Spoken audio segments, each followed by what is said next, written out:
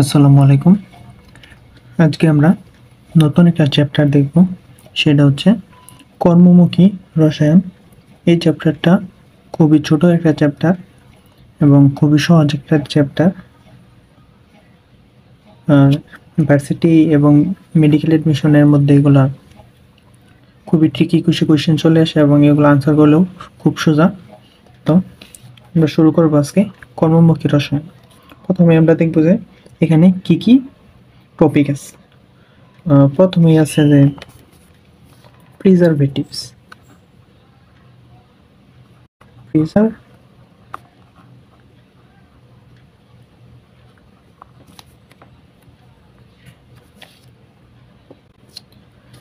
Preservatives, তারপরে আছে হচ্ছে ভিনেগার,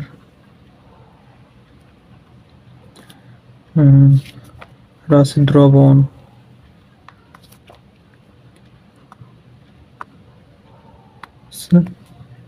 সাসপেনশন,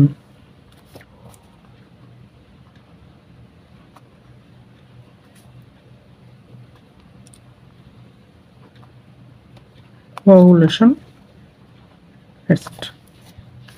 যদি আরেকটা ধরি, খুবই সহজ কিছু টপিক, যেমন কৌটাজাতকরণ,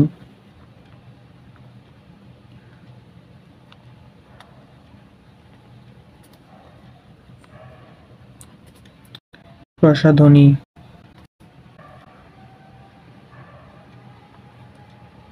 টয়লেট্রিজ, এটসেট্রা। আরও কিছু টপিক আছে। তো এই টপিকগুলা থেকে মূলত কোয়েশ্চেনগুলো আসে। তো এর মধ্যে যে আমাদের এইচএসসি যে সিলেবাসটা আছে, সেই সিলেবাসের মধ্যে শুধু এই প্রিজারভেটিভস এবং ভিনেগার এই টপিকটাই আছে। কিন্তু দেখা যায় যে এর বাইরেও কিছু কোয়েশ্চেন চলে আসে এডমিশনের মধ্যে, যেগুলোর মধ্যে থেকে এই দ্রবণ, সাসপেনশন, কোয়াগুলেশন খুবই ইম্পর্টেন্ট। তো এটা হচ্ছে আমাদের সিলেবাসে, আর এটা হচ্ছে আউট অফ সিলেবাস। এটা আউট অফ সিলেবাস, এটা আউট অফ সিলেবাস। তো আমরা এক এক করে দেখব। তো প্রথমে আমরা দেখব আউট অফ সিলেবাসের টপিকগুলো আমরা শেষ করে ফেলি। প্রথমে আমরা দেখব দ্রবণ।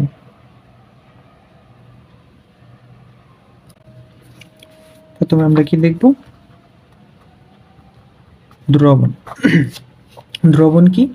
দ্রবণ হচ্ছে যদি আমরা নির্দিষ্ট পরিমাণ দ্রাবকের মধ্যে নির্দিষ্ট পরিমাণ দ্রব যোগ করি, তাহলে দ্রবণ তৈরি হয়। অর্থাৎ দ্রাবক যোগ দ্রব ইকুয়াল টু দ্রবণ। এবং এখানে দ্রাবক হচ্ছে বড় একটা শব্দ, তার মানে এই দ্রাবক থাকবে পরিমাণে সব থেকে বেশি। দ্রবণের মধ্যে সব থেকে বেশি পরিমাণে থাকবে হচ্ছে দ্রাবক, এবং দ্রব যেহেতু এটা ছোট একটা শব্দ, তাই দ্রব থাকবে কম। অর্থাৎ যদি আমরা চিনির শরবতের কথা চিন্তা করি, আমরা কিন্তু পানি সবচেয়ে বেশি দিয়ে থাকি এবং চিনি কিন্তু অল্প দিয়ে থাকি। তেমন এবং সেই চিনির যে দ্রবণটা আছে, সেই চিনির দ্রবণে দ্রাবকটা হচ্ছে পানি এবং দ্রবটা হচ্ছে চিনি। এবং এই দ্রবণের কিন্তু বিভিন্ন প্রকারভেদ রয়েছে। তো আমরা যদি এখন প্রকারভেদগুলো দেখি, যে প্রথমে হচ্ছে দ্রাবকে দ্রবের পরিমাণের উপর নির্ভর করে। অর্থাৎ এই যে দ্রাবকের মধ্যে এই দ্রবের পরিমাণ কম না বেশি, বেশি না কম, এটার উপর নির্ভর করে এই দ্রবণ হচ্ছে 3 প্রকার।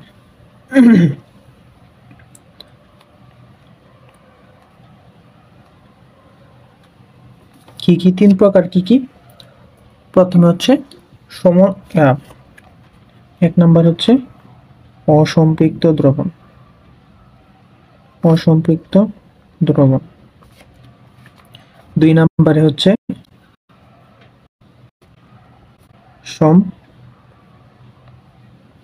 সম্পৃক্ত দ্রবণ এবং 3 নাম্বার হচ্ছে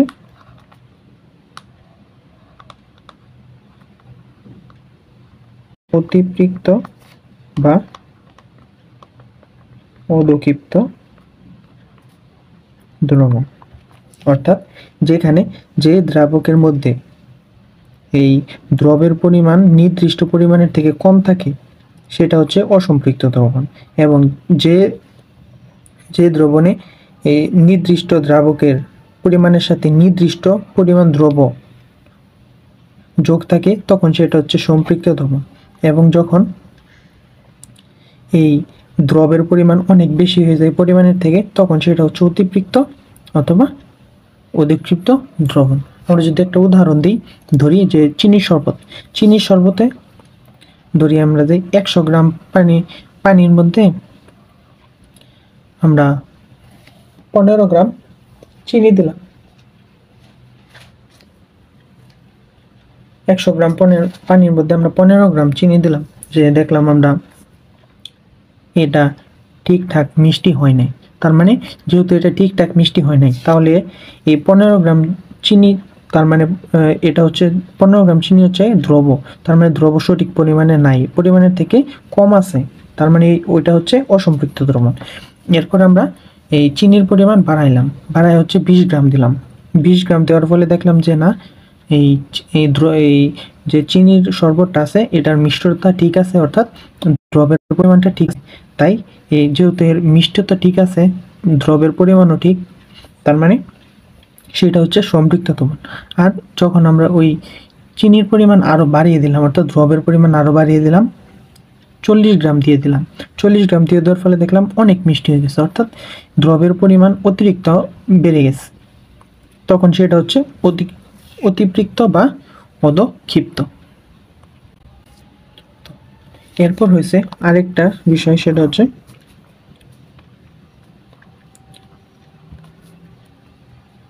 দ্রাবকে দ্রবের আকারের উপর নির্ভর করে। দ্রবণ আবার 3 প্রকার, দ্রবণ 3 প্রকার, অর্থাৎ যে এই যে দ্রবটা আছে এই দ্রবটা কেমন বড় অনেক বড় নাকি অতি ক্ষুদ্র, ছোট, মাঝারি রকম, কি রকম, এটার উপর নির্ভর করে হচ্ছে 3 প্রকার। একটা হচ্ছে প্রকৃত ভর, আরেকটা হচ্ছে কলয়েড দ্রবণ, এবং 3 নাম্বারটা হচ্ছে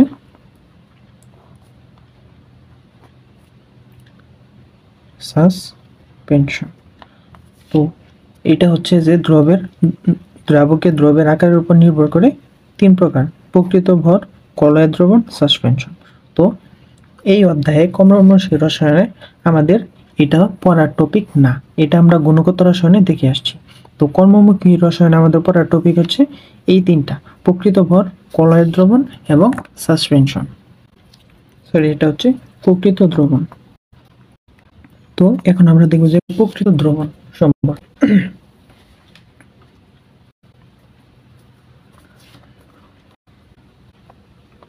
প্রকৃত দ্রবণ, প্রথমে দেখব যে আমরা প্রকৃত দ্রবণের বৈশিষ্ট্য।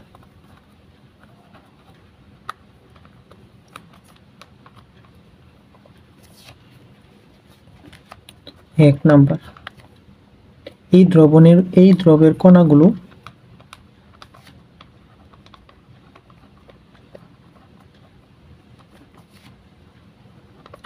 কণাগুলোর ব্যাস হচ্ছে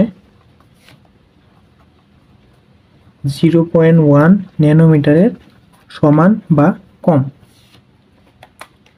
0.1 ন্যানোমিটারের সমান বা কম। এরপর হচ্ছে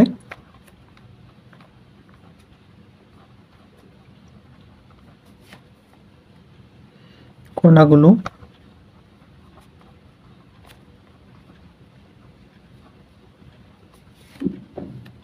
খালি চোখে অতি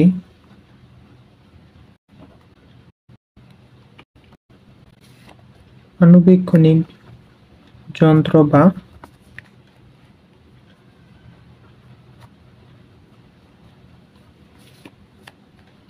আল্ট্রা মাইক্রোস্কোপ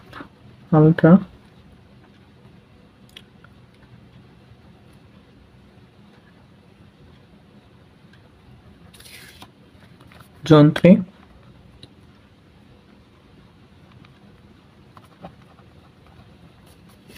দিয়েও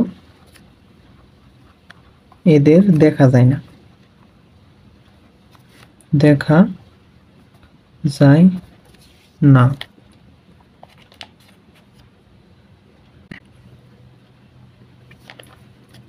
এরপর হচ্ছে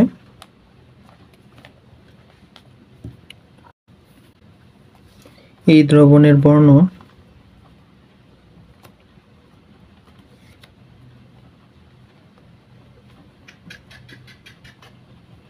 দ্রাবকের উপর নির্ভর করে এবং এই দ্রাবক বর্ণহীন হলে তখন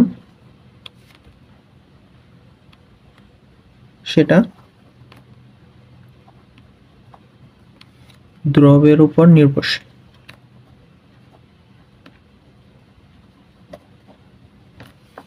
আমরা কি দেখলাম যে এই কণাগুলোর ব্যাস হচ্ছে 0.1 ন্যানোমিটার এবং এগুলা অতি আণুবীক্ষণিক যন্ত্র দিয়ে দেখা যায় না এবং দ্রবণের বর্ণ দ্রাবকের উপর নির্ভর করে। আর যদি দ্রাবকটা বর্ণহীন হয় অর্থাৎ দ্রাবকের কোনো রং নাই তাহলে সেটা দ্রবের উপর নির্ভরশীল, যে দ্রবের যে বর্ণ থাকবে সেটাই দ্রবণের বর্ণ। এবং 4 নম্বর হচ্ছে দ্রবণ স্বচ্ছ, সমসত্ব ও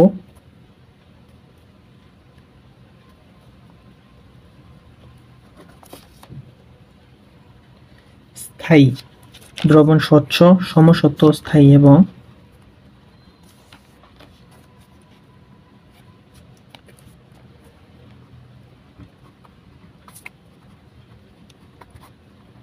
দ্রবণে আলোর প্রতিফলন বা বিচ্ছুরণ ঘটে না। আলোর প্রতিফলন বা বিচ্ছুরণ ঘটে না।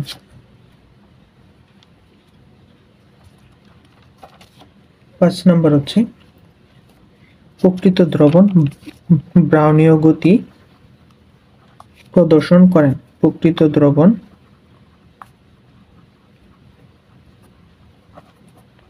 ব্রাউনীয় গতি প্রদর্শন করে। এই হচ্ছে এর বৈশিষ্ট্যগুলা। আর এই ব্রাউনীয় গতি কি সেটা আমরা সামনে দেখব এবং এর উদাহরণ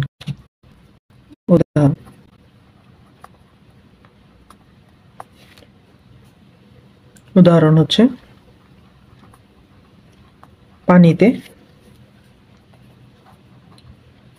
সোডিয়াম ক্লোরাইড, চিনি, তারপর গ্লুকোজ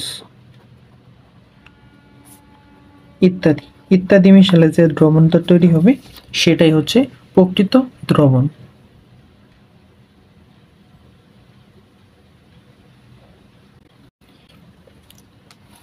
এবং এরপর হচ্ছে প্রকৃত দ্রবণ যদি এক শর্টকাটে একটা আমরা জানতে চাই যে এটা প্রকৃত দ্রবণ নাকি কলয়ের দ্রবণ নাকি সাসপেনশন, তো এর জন্য কি করতে হবে যে প্রকৃত দ্রবণ কি দুইটা কাগজের মধ্যে দিতে হবে। একটা হচ্ছে দুইটা কাগজের মধ্যে দিতে হবে। কোন দুইটা কাগজ? একটা হচ্ছে ফিল্টার কাগজ,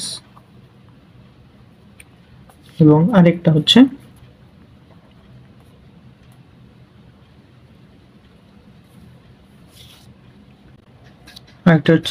পার্চমেন্ট কাগজ। পার্চমেন্ট কাগজ। যখন এই দ্রবণকে ফিল্টার কাগজের মধ্যে ঢালা হবে তখন এরা ইজিলি পাস করে ফেলতে পারবে, অর্থাৎ এরা কোথাও আটকাবে না, ফিল্টারের মধ্যে আটকাবে না, অর্থাৎ এরা পাস করে যাবে। যদি এরা পাস করে যায় তাহলে হচ্ছে প্রকৃত দ্রবণ। আবার যখন এই পার্চমেন্ট কাগজের মধ্যেও এরা পাস করতে পারে, যখন পাস করতে পারে তখন হচ্ছে এরা প্রকৃত দ্রবণ। আর যদি পাস করতে না পারে তাহলে এরা প্রকৃত দ্রবণ না। তো এখন আমরা দেখব যে কলয়েড দ্রবণ সম্পর্কে।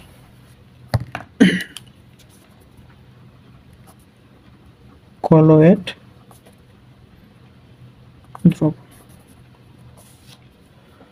কলয়েড দ্রবণ প্রথমে আমরা দেখি কলয়েড দ্রবণের অণু। কলয়েড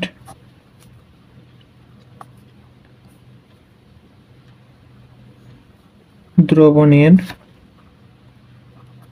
অণুগুলা 1 থেকে 100 ন্যানোমিটার পর্যন্ত।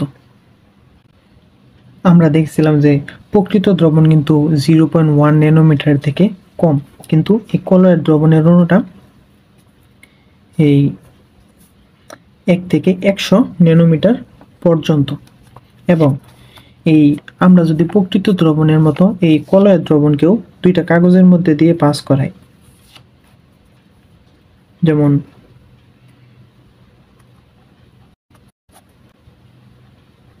কলয়েড দ্রবণ দুইটা কাগজ, দুই কাগজ কি, একটা হচ্ছে ফিল্টার কাগজ আর একটা হচ্ছে পার্চমেন্ট কাগজ। ফিল্টার কাগজ একটা হচ্ছে পার্চমেন্ট কাগজ। তো এখানে কি হবে, এখানে কিন্তু এই কলয়েড দ্রবণ যখন ফিল্টার কাগজের মধ্যে দিয়ে যাবে তখন তারা ইজিলি পাস করে ফেলতে পারবে, কিন্তু যখন সেটাকে পার্চমেন্ট কাগজের মধ্যে দিয়ে দেওয়া হবে তখন সেটা আর পাস করতে পারবে না, অর্থাৎ তারা ফেল করলো। তো এবং ফেল করলো, কিন্তু আমরা দেখছি যে প্রকৃত দ্রবণ কিন্তু দুইটা কাগজের মধ্যে দিয়েই পাস করতে পারছে, আবার কিন্তু কলয়েড দ্রবণ দুইটা কাগজের মধ্যে দিয়ে পাস করতে পারে নাই। তো আমরা বলতে পারি যে দ্রবণ ফিল্টার কাগজের মধ্যে দিয়ে পাস করতে পারে কিন্তু এই পার্চমেন্ট কাগজের মধ্যে দিয়ে পাস করতে পারে না, সেটাই হচ্ছে কলয়েড দ্রবণ। আর এই কলয়েড দ্রবণ হচ্ছে অসমসত্ব ও অস্বচ্ছ দ্রবণ। অসমসত্ব ও অস্বচ্ছ দ্রবণ। প্রকৃত দ্রবণের ক্ষেত্রে আমরা দেখেছিলাম যে এরা সমসত্ব ও স্বচ্ছ দ্রবণ। এবং এরপর আছে যে কলয়েড দ্রবণের দুইটা দশা রয়েছে, দুইটা দশা বা ফেজ। এক নাম্বার কি, এক নাম্বার হচ্ছে বিস্তার দশা, বিস্তার মাধ্যম,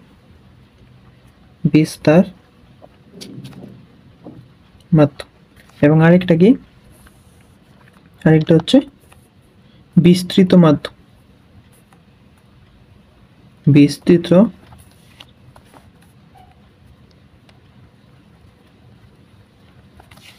মাধ্যম। বিস্তার মাধ্যম কি, বিস্তার মাধ্যম হচ্ছে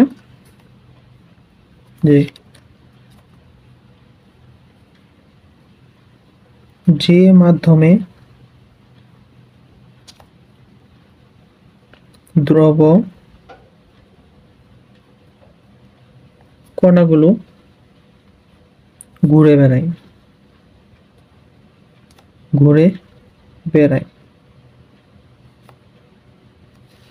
যে মাধ্যমে ঘুরে বেড়ায় সেগুলো হচ্ছে বিস্তার মাধ্যম। বিস্তৃত মাধ্যম কি, বিস্তৃত মাধ্যম হচ্ছে যে মাধ্যমে, অর্থাৎ মাধ্যমে যেই কণাগুলো ঘুরে বেড়ায়, যেই কণাগুলো ঘুরে বেড়ায়, অর্থাৎ এখানে কিন্তু দ্রবণের মাধ্যমে দ্রব কণাগুলো ঘুরে বেড়ায়, অর্থাৎ দ্রব কণাগুলো ঘুরে বেড়ায়, সেটা হচ্ছে বিস্তার মাধ্যম। এবং এই যে কণাগুলো যে ঘুরে বেড়াইতেছে, দ্রব কণাগুলো, এটাই মূলত হচ্ছে বিস্তৃত মাধ্যম। এবং এখানে কিন্তু ভাষার একটা খুবই সূক্ষ্ম একটা পার্থক্য, সেটা হচ্ছে যে যে মাধ্যমে ঘুরে বেড়ায় সেটা, যে মাধ্যমে ঘুরে বেড়ায় সেটা হচ্ছে বিস্তার মাধ্যম, আর যে কণাগুলো ঘুরে বেড়ায় মাধ্যমে সেটা হচ্ছে বিস্তৃত মাধ্যম।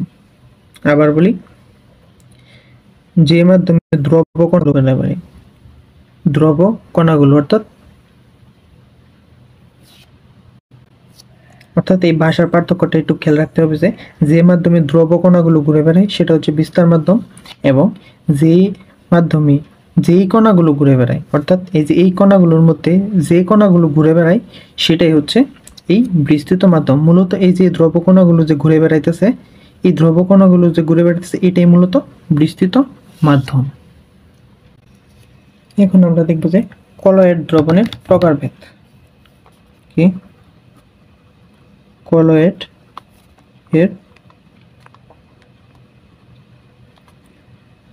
প্রকারভেদ। এই যে আমরা যে দুইটা টার্ম জানলাম, একটা হচ্ছে বিস্তার মাধ্যম এবং একটা হচ্ছে বিস্তৃত মাধ্যম। এই বিস্তার মাধ্যম ও বিস্তৃত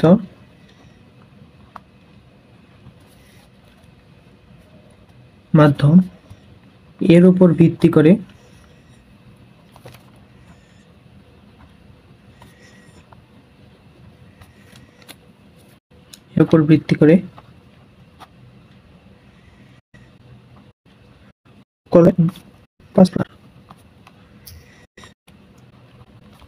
অর্থাৎ বিস্তার মাধ্যম ও বিস্তৃত মাধ্যম এর উপর ভিত্তি করে কলয়েড হচ্ছে 5 প্রকার। 5 প্রকার কি কি? 1 নাম্বার হচ্ছে সল, 2 নাম্বার জেল, 3 নাম্বার হচ্ছে ইমালসন,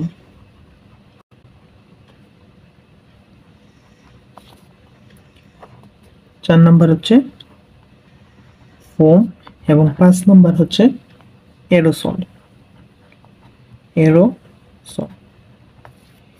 এগুলো কি? এগুলো কিন্তু এক একটা দ্রবণ। এবং এই যে কলয়েড, কি কলয়েডও কিন্তু একটা দ্রবণ। আমরা যে এর আগে পড়ে আসছি যে প্রকৃত দ্রবণ, সেটাও কিন্তু এক ধরনের দ্রবণ।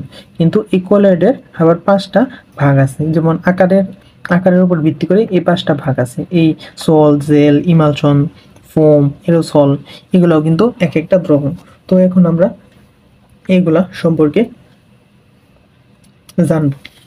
প্রথমে আমরা জানবো সল। সল কি?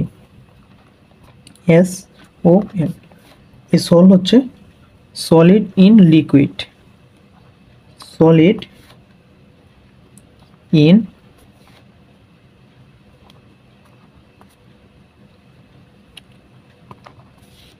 লিকুইড, অর্থাৎ কোনো লিকুইড, অর্থাৎ কোনো তরলের মধ্যে যখন কঠিন বস্তুকণা থাকবে তখন সেটা হচ্ছে সল। অর্থাৎ এটাই হচ্ছে লিকুইড, সলিড ইন লিকুইড, অর্থাৎ তরলের মধ্যেই সলিড কিছু একটা থাকবে। আর এই তরলের বিস্তার মাধ্যম কি? এই সোলের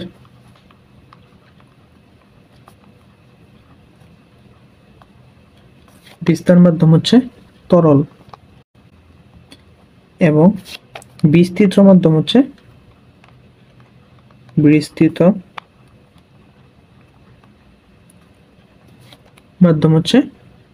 কঠিন। এই সলের বিস্তার মাধ্যম কি? অর্থাৎ এই তরলের মধ্যে কণাগুলো ঘুরে বেড়ায়। আমরা জানি যে কণাগুলো দ্রবে যে কণাগুলো ঘুরে বেড়ায় সেটা হচ্ছে বিস্তার মাধ্যম। অর্থাৎ তরলে তরলে কিন্তু কণাগুলো ঘুরে বেড়াইতেছে, এই কঠিন যে কণাগুলো সেগুলা তরলে ঘুরে বেড়াইতেছে, অর্থাৎ এর বিস্তার মাধ্যম হচ্ছে তরল। বিস্তৃত মাধ্যম কি, যেই কণাগুলো ঘুরে বেড়ায়, অর্থাৎ কোন কণাগুলো ঘুরে বেড়াইতেছে, কঠিন কণাগুলো ঘুরে বেড়াইতেছে, এই জন্য এর বিস্তার মাধ্যম হচ্ছে কঠিন। তো আমরা বুঝতে পারছি এই পর্যন্ত। তো এর উদাহরণটা কি, এর উদাহরণটা কি, উদাহরণ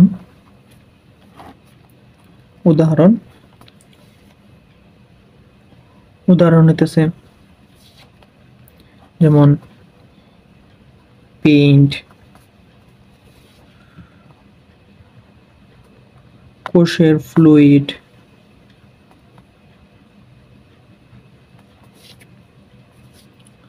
তারপর আয়রন হাইড্রোক্সাইড, ফেরিক হাইড্রোক্সাইড, তারপর হচ্ছে ঘোলা পানি,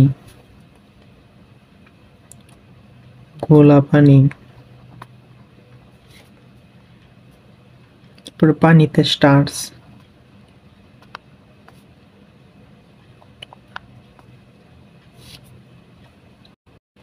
এবং মানবদেহে রক্ত, মানবদেহে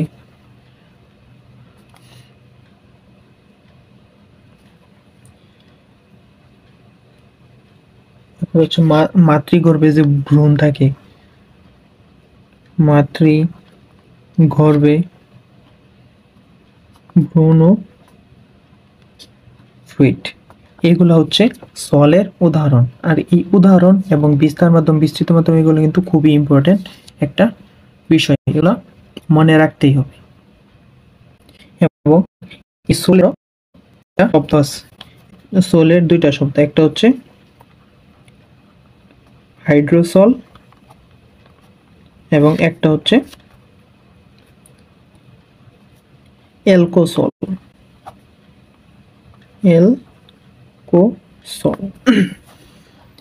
হাইড্রোসল আর অ্যালকোসল কি, এই সল কিন্তু হচ্ছে যে লিকুইড, অনেক রকম লিকুইড হতে পারে, সেটা পানি হতে পারে অথবা অন্য কোনো লিকুইড হইতে পারে। সেই অন্য কোনো লিকুইডের মধ্যে যদি এই যে বিস্তার মাধ্যমটা যদি পানি হয়, তরল, এই তরলটা যদি পানি হয়, তাহলে সেটা হচ্ছে হাইড্রোসল। অর্থাৎ বিস্তার মাধ্যম যখন পানি, বিস্তার মাধ্যম যদি পানি হয় তাহলে সেটা হচ্ছে হাইড্রোসল। আর যদি বিস্তার মাধ্যম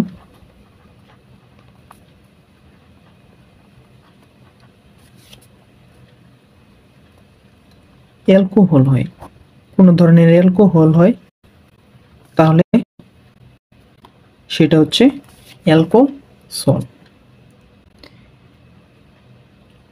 এখন আমরা দেখব জেল।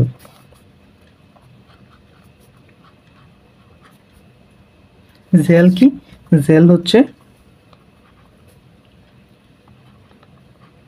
লিকুইড ইন সলিড, অর্থাৎ কঠিনের মধ্যে পানি থাকবে।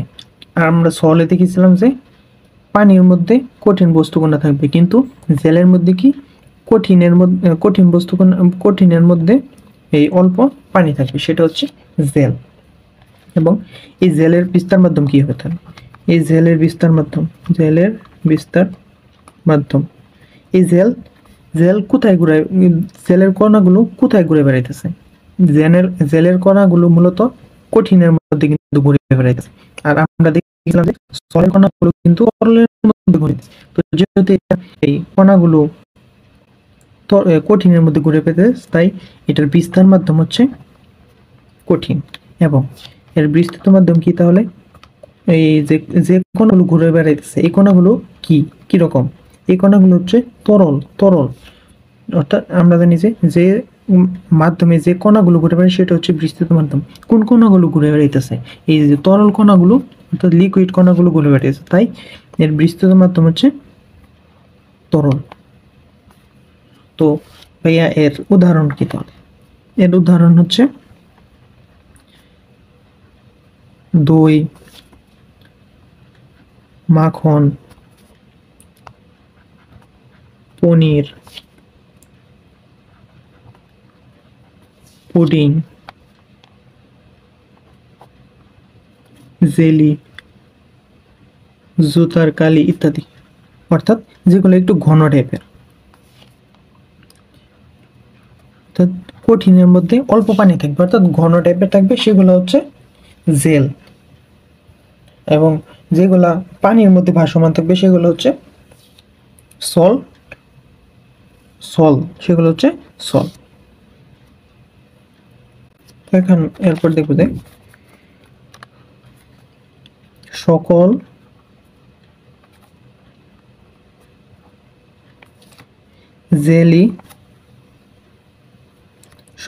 জেলি, ইংলিশে লিখি, সকল জেলি সল, কিন্তু সকল সল জেল নয়। অর্থাৎ সকল জেলি সল, কিন্তু সকল সল জেলি নয়। কেন এটা কেন সকল জেল কেন সল?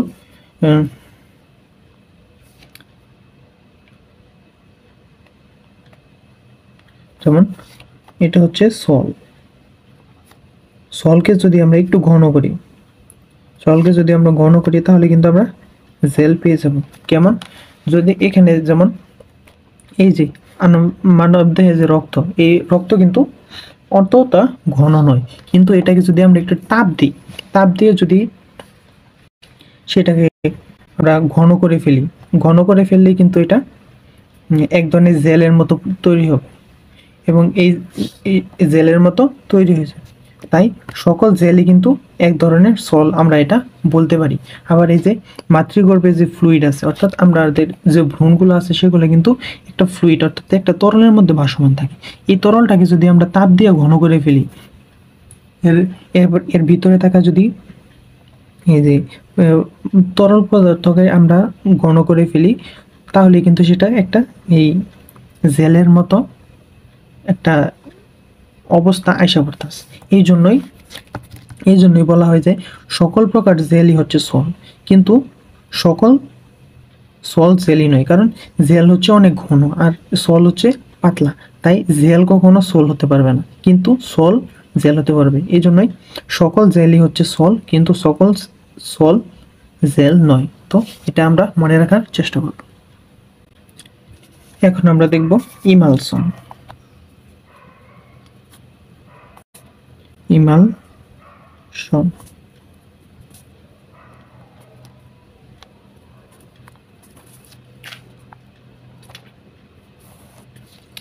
এই ইমালশন কি?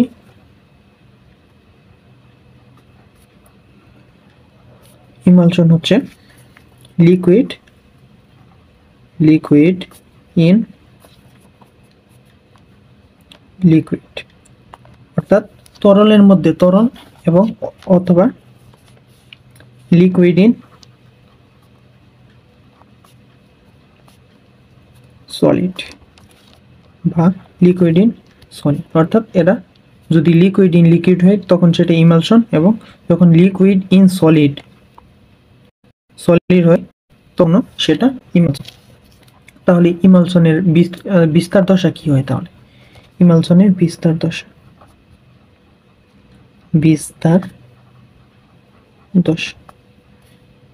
এই অর্থাৎ কণাগুলো কোথায় ঘুরে বেড়াইতেছে? কণাগুলো কোথায় ঘুরে? কণাগুলো দুইটা দিকে কিন্তু ঘুরে বেড়াইতেছে। একটা হচ্ছে তরলের মধ্যে এবং আরেকটা হচ্ছে কঠিনের মধ্যে ঘুরে বেড়াইতেছে কণাগুলো। এই জন্য এর বিস্তার মাধ্যম হচ্ছে দুইটা, একটা হচ্ছে তরল এবং একটা হচ্ছে কঠিন। অর্থাৎ এরা এই দুই মাধ্যমেই ঘুরে বেড়াইতেছে। তাহলে বিস্তৃত মাধ্যম কি? বিস্তৃত দশা বা মাধ্যম। বিস্তৃত দশা কি? অর্থাৎ কোন কণাগুলো ঘুরে বেড়াইতেছে? লিকুইড কণাগুলো। তরলেও কিন্তু তরল কণা ঘুরে বেড়াইতেছে এবং কঠিন কণা ঘুরে বেড়াইতেছে। তাহলে এর বিস্তৃত মাধ্যম হবে তরল। তাহলে এর উদাহরণ কি হবে? এর উদাহরণ হবে দুধ,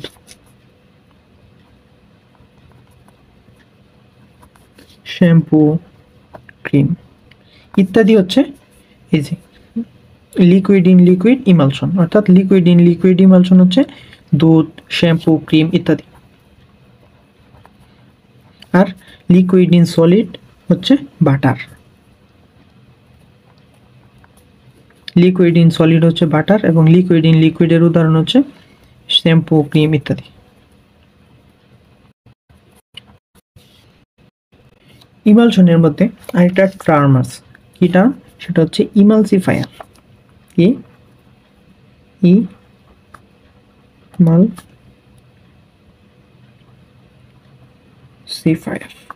ইমালসিফায়ার। ধরি যে আমরা দুইটা তরল নিলাম, এমন তরল যেটা আসলে দুইটা মিশ্রণ হয় না, একসাথে মিশে না, অর্থাৎ দুইটা ভিন্ন ঘনত্বের দুইটা তরল। তো আমরা এই দুইটা তরল একসাথে নিয়ে ঝাঁকি দিলাম, ঝাঁকি দিয়ে এটাকে মিশাই দিলাম কোনো মতো মিশাই দেওয়ার ফলে কিন্তু লিকুইড ইন লিকুইড হয়ে গেল, অর্থাৎ তরলের মধ্যে তরল একটা মিশ্রণ হয়ে গেল, অর্থাৎ আমরা ইমালশন পেয়ে গেলাম। কিন্তু এই ইমালশনটা কিন্তু স্থায়ী না, অস্থায়ী একটা ইমালশন, কারণ যেহেতু এটা ভিন্ন ঘনত্বের, অর্থাৎ এরা কিন্তু একসাথে কখনোই মিশবে না, কিছুক্ষণ পরে সেটা আলাদা হয়ে যাবে এর কণাগুলা। যেহেতু এটা এই মিশ্রিত হইতেছে না একসাথে, তো এর জন্য কি করতে হবে আমাদের? যদি মিশ্রিত আমরা করতে চাই তাহলে আমাদের কি করতে হবে? আরেকটা থার্ড পার্টি ঢুকাইতে হবে, যে ভাই তুই যা ওদের দুইটারে মিলাই দিই, আমরা আর পারতাছি না। তো আরেকটা থার্ড পার্টি ঢুকাইলাম, সেই থার্ড পার্টি কোনটা? সেই থার্ড পার্টি হচ্ছে এই ইমালসিফায়ার। তো আমরা যদি একটু লিখি, যেমন দুটি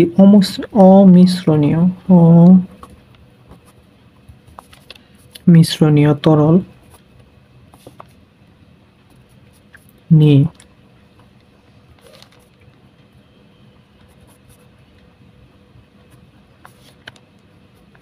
ইমালশন তৈরি করলে সেটা স্থায়ী হয় না, সেটা স্থায়ী হয় না। এবং স্থায়ীকরণের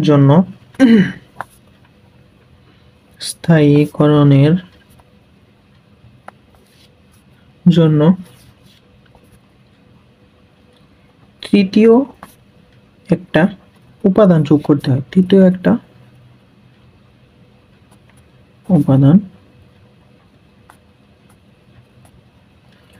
যোগ করতে হয়। এবং এই যে তৃতীয় উপাদানটাই হচ্ছে ইমালসিফায়ার, তৃতীয় একটা উপাদান। এই তৃতীয় একটা উপাদানটাই হচ্ছে তৃতীয় ফায়ার, অর্থাৎ আমাদের দুইজনের মধ্যে ঝামেলা লাগছে, আমরা দুইজনে মিললাম, ঝামেলা সমাধান হইতেছে না, তো একজন আরেক তৃতীয় পক্ষ এসে বললো, তৃতীয় পক্ষ এসে ঝামেলা মিটাই দিল। এই তৃতীয় পক্ষের নামটাই হচ্ছে ইমালসিফায়ার। তো এই যে এখানে যে দুধ, শ্যাম্পু, ক্রিম, এগুলা যে তরল, এই যে ইমালশনগুলো আছে এগুলোর মধ্যেও কিন্তু একটা ইমালসিফায়ার আছে, অর্থাৎ এর মজার কথা হলো যে এই ইমালসিফায়ারটা বাইরে থেকে যোগ করা লাগে না, এর ভিতরেই থাকে এর ইমালসিফায়ার। তো এই দুধের ইমালসিফায়ার কি? দুধের ইমালসিফায়ার হচ্ছে এর প্রোটিন। কোন প্রোটিন? ক্যাসিন নামক প্রোটিন হচ্ছে দুধের ইমালসিফায়ার। ইমালসিফায়ার কি? ক্যাসিন নামক প্রোটিন। ক্যাসিন নামক প্রোটিন কি? দুধের ইমালসিফায়ার। দুধের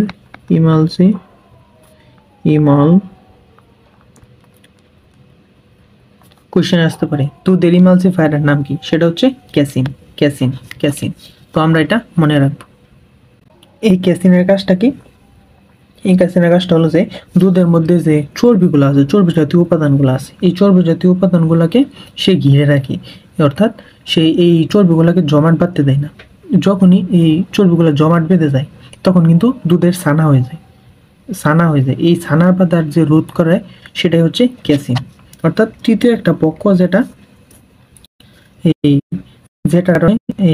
এই দুটা ইমালশন হচ্ছে সেটা হচ্ছে ইমালসিফায়ার, অর্থাৎ কেসিনটা হচ্ছে ইমালসিফায়ার। তো যদি আমরা কিছু উদাহরণ দেখি, যেমন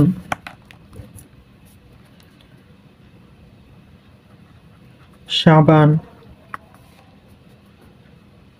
গাম, ডিটারজেন্ট,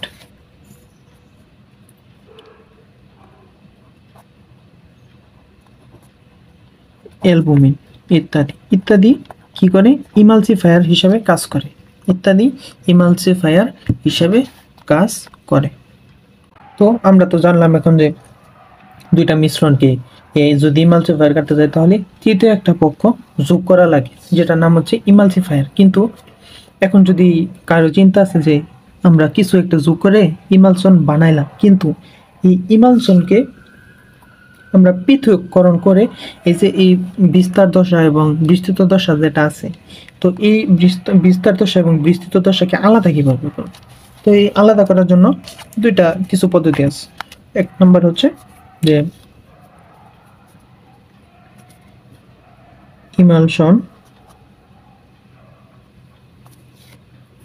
ইমালশনকে যদি হিট দেওয়া হয়,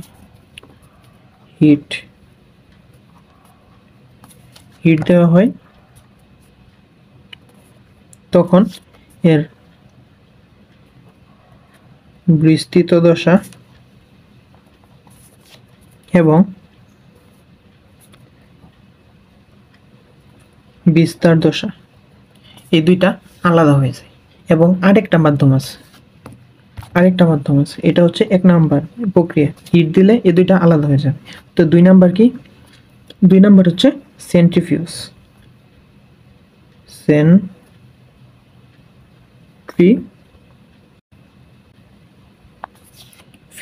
সেন্ট্রিফিউজ কি? সেন্ট্রিফিউজ হচ্ছে যে, ধরি এটা একটা টেস্ট টিউব, এই টেস্ট টিউবের ভিতরে আমরা একটা ইমালশন দিলাম। ইমালশন দেওয়ার পরে একটা যন্ত্র আছে, যন্ত্রটা কি? একটা গোল একটা যন্ত্র, ওই যন্ত্রের নাম হচ্ছে যে সেন্ট্রিফিউজ যন্ত্র। এই যন্ত্রের মধ্যে যে এরকম টেস্ট টিউব রাখার মতো অনেকগুলা জায়গা আছে। তো এখানে মনে ধরলাম যে সেন্ট্রিফিউজ যন্ত্রে আমরা এই এটা রেখে দিলাম, টেস্ট টিউবটা রাখলাম। তো এই টেস্ট টিউবটা রাখার ফলে ওই যন্ত্রটা যখন অন করা হবে তখন সেটা ফ্যানের মতো ঘুরতে থাকবে, গোল হয়ে ঘুরতে থাকবে, অনেক স্পিডে ঘুরতে থাকবে। এই যে অনেক স্পিডে ঘুরতে এক সময় যে টেস্ট টিউবে থাকে ইমালশনটা, সেইটা দুই ভাগে ভাগ হয়ে যায়। এই যে দুই ভাগে ভাগ হয়ে যে যন্ত্রটা করে সেই যন্ত্রটাই হচ্ছে সেন্ট্রিফিউজ যন্ত্র, অর্থাৎ ঘূর্ণনের মাধ্যমে এর দুইটা দশা আলাদা করা হয়, বিস্তৃত দশা এবং বিস্তার দশা আলাদা করা হয়। এটা হচ্ছে একটা মাধ্যম। আরেকটা হচ্ছে তাপ দিলে এই দুই দশাটা আলাদা হয়ে যাবে। তো আশা করি আমরা এই পর্যন্ত বুঝতে পারছি। এরপর আমরা দেখব যে ইমালশনের প্রকারভেদ।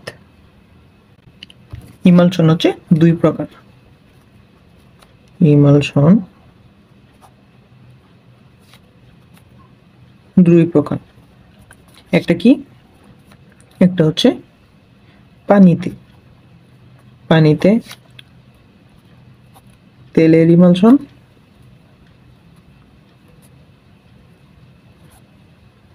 এবং আরেকটা হচ্ছে তেলে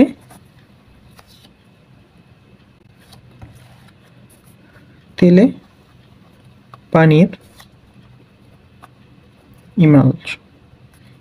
এই দুইটা হচ্ছে ইমালশনের প্রকারভেদ। একটা হচ্ছে পানিতে তেলের ইমালশন, একটা হচ্ছে তেলে পানির ইমালশন। তো এইটুকু জেনে রাখলেই হবে।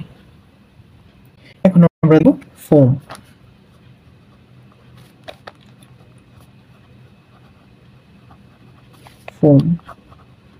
ফোম কি? ফোম হচ্ছে যে শেভিং করার সময় যে এক ধরনের দ্রবণটা মুখে মাখায় শেভ করা হয় সেটা হচ্ছে ফোম। আবার যে আমরা সাবান যখন আমরা পানি দিয়ে মাখাই তখন এক ধরনের ফেনা তৈরি হয়, সেটাও হচ্ছে এক ধরনের ফোম। তো এই ফোমটা কি? ফোম হচ্ছে গ্যাস ইন লিকুইড, অর্থাৎ তরলের মধ্যে গ্যাস, তো তরলের মধ্যে গ্যাস থাকবে, তাহলে এর বিস্তার মাধ্যম কি? বিস্তার মাধ্যম অর্থাৎ কণাগুলো কোথায় ঘুরে বেড়াইতেছে? কণাগুলো ঘুরে বেড়াইতেছে লিকুইডে, অর্থাৎ এর বিস্তার মাধ্যম হচ্ছে তরল। কোন কণাগুলো ঘুরে বেড়াইতেছে? এই যে গ্যাসের অণুগুলা ঘুরে বেড়াইতেছে, তার মানে বিস্তৃত মাধ্যম হচ্ছে গ্যাস। বিস্তৃত মাধ্যম কি? গ্যাস। তাহলে এর উদাহরণ কি? উদাহরণ যে আমরা বললাম সাবানের ফেনা,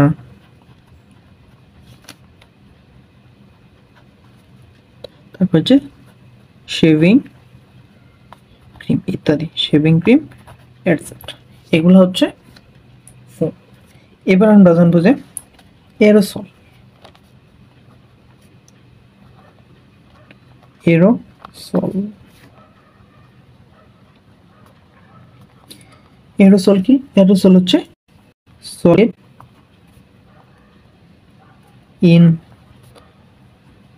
গ্যাস বা লিকুইড ইন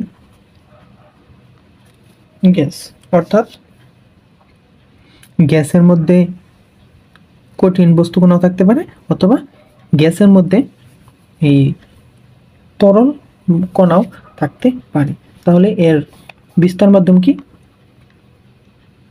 এর বিস্তার মাধ্যম কি? বিস্তার মাধ্যম অর্থাৎ কণাগুলো কোথায় ঘুরে বেড়াইতেছে? কণাগুলো ঘুরে বেড়াইতেছে হচ্ছে গ্যাস মাধ্যমে। কণাগুলো ঘুরে বেড়াইতেছে গ্যাস মাধ্যমে। আর কোন কণাগুলো ঘুরে বেড়াইতেছে? কোন কণাগুলো ঘুরে বেড়াইতেছে সেটা হচ্ছে বিস্তৃত মাধ্যম। কোন কণাগুলো ঘুরে বেড়াইতেছে? এই যে তরল কণাগুলো এবং এই কঠিন কণাগুলো। তরল কণাগুলো, কঠিন কণা, অর্থাৎ এর বিস্তৃত মাধ্যম হচ্ছে দুইটা, একটা হচ্ছে তরল এবং আরেকটা হচ্ছে কঠিন। তো এই এরোসলের উদাহরণ কি? এরোসলের উদাহরণ হচ্ছে ধোঁয়া, তারপর হচ্ছে মেঘ, কুয়াশা, আবার আমরা মশা মারার ক্ষেত্রেও আমরা এক ধরনের গ্যাস ব্যবহার করে থাকি, সেটাও কিন্তু এরোসল, সেটার নামও কিন্তু এরোসল, অর্থাৎ সেটা গ্যাসের মধ্যে এক ধরনের লিকুইড থাকে, সেটাই হচ্ছে এরোসল, এক ধরনের স্প্রে ব্যবহার করে থাকি। এখন আমরা দেখব যে কলয়েড ধর্মের কিছু বিশেষ ধর্ম। কলয়েডের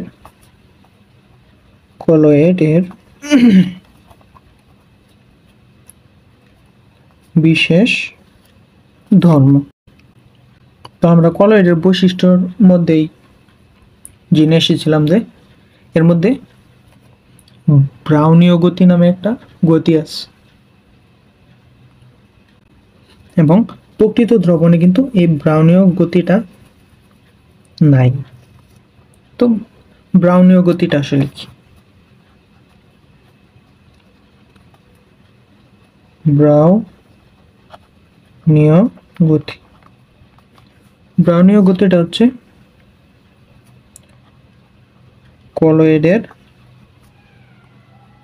কলয়েডের নাচানাচি গতি, নাচানাচি গতি। তো এই নাচানাচি আসলে কলয়েডের নাচানাচি গতিটা আসলে কি? তো এটা একটা কলয়েড কণা। তো এই কলয়েড কণাটাকে আমরা ওই একটা মাধ্যমে ছেড়ে দিলাম, ধরি এটা সোডিয়াম ক্লোরাইড, একটা কলয়েড কণা, এটাকে আমরা পানির মধ্যে ছেড়ে দিলাম, এবং এই যখন পানির মধ্যে ছেড়ে দিলাম, এটা হচ্ছে পানির অণুগুলা, এই পানির অণুগুলার মধ্যে যখন এই কণাটা আসবে তখন নিশ্চয়ই এগুলার মধ্যে ধাক্কা খাবে, অর্থাৎ এইগুলা এটা একে ধাক্কা দিবে, এদিকে ধাক্কা দিবে, এটা এদিকে ধাক্কা দিবে, অর্থাৎ এই কোণা এদিকে ধাক্কা দিবে, এই কোণা এদিকে ধাক্কা দিবে, এই কোণা এদিকে ধাক্কা দিবে, এটা এদিকে ধাক্কা দিবে, এটা এদিকে ধাক্কা দিবে, অর্থাৎ সে যেদিকেই যাক এই কণাগুলা, অর্থাৎ এই যে এই কণাগুলো যে ধাক্কা দিতেছে পানির কণাগুলা, এগুলো হচ্ছে মাধ্যম কণা। অর্থাৎ যে মাধ্যমে এই কলয়েড কণাটা আসছে সেটা হচ্ছে, যে মাধ্যমে আসছে এবং যে কণাগুলো ধাক্কা দিচ্ছে সেটা হচ্ছে মাধ্যম কণা। তো এই যে এই কণাগুলো ধাক্কা দিতে তার আসলে আর যাওয়ার জায়গা নেই, এখানে থাকতে। তাহলে কি করবে সে? এই যে এই এখানে কণাটা এখানে তাকে একটা কণা, এই মাধ্যম কণা এদিকে ধাক্কা দিল। এদিকে যখন ধাক্কা দিছে তখন কি করবে? সে কি এখানে থাকবে? আমাদের যখন ধাক্কা দিস তখন কি আমরা থাকি না? তখন কি করলো? সে এদিকে সরে আসলো।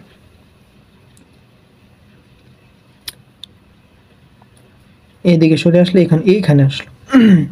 এখানে আসার ফলে তাকে এই দিক থেকে একটা ধাক্কা দিল, এই দিক থেকে ধাক্কা দিল, অর্থাৎ সে তারপর কি করবে? সে এইদিকে চলে আসবে আবার, অর্থাৎ সে এখানে চলে আসলো। এখানে আসার পরে নিচ থেকে আবার ধাক্কা দিল, নিচ থেকে ধাক্কা দেওয়ার পরে সে আবার এইদিকে চলে গেল। তো এদিকে যাওয়ার ফলে তাকে উপর থেকে ধাক্কা দিল, উপর থেকে ধাক্কা দেওয়ার ফলে সে আবার নিচে চলে গেল। আবার সে তাকে এদিকে ধাক্কা দিল, এদিকে ধাক্কা দেওয়ার ফলে সে এদিকে চলে আসলো। আবার যে এখানে যে কণাগুলো আছে, এই কণাগুলো তাকে যদি এদিকে ধাক্কা দিই তাহলে সে আবার এদিকে যাবে। আবার যখন এই যে এখানে যে কণাগুলো আছে তাকে আবার এদিকে ধাক্কা, তাকে নিচের দিকে ধাক্কা দিল, সে এদিকে চলে আসবে। অর্থাৎ যে কণাগুলোর ধাক্কা দেওয়ার ফলে তার যে গতির দিকটা পরিবর্তন হইতেছে, কন্টিনিউয়াসলি কিন্তু পরিবর্তন হইতেছে। অর্থাৎ তাকে এদিকে ধাক্কা দিলে এদিকে যেতেছে, এদিকে ধাক্কা দিলে এদিকে যেতেছে, এখানে যদি ধাক্কা দিতেছে তাহলে এদিকে যেতেছে।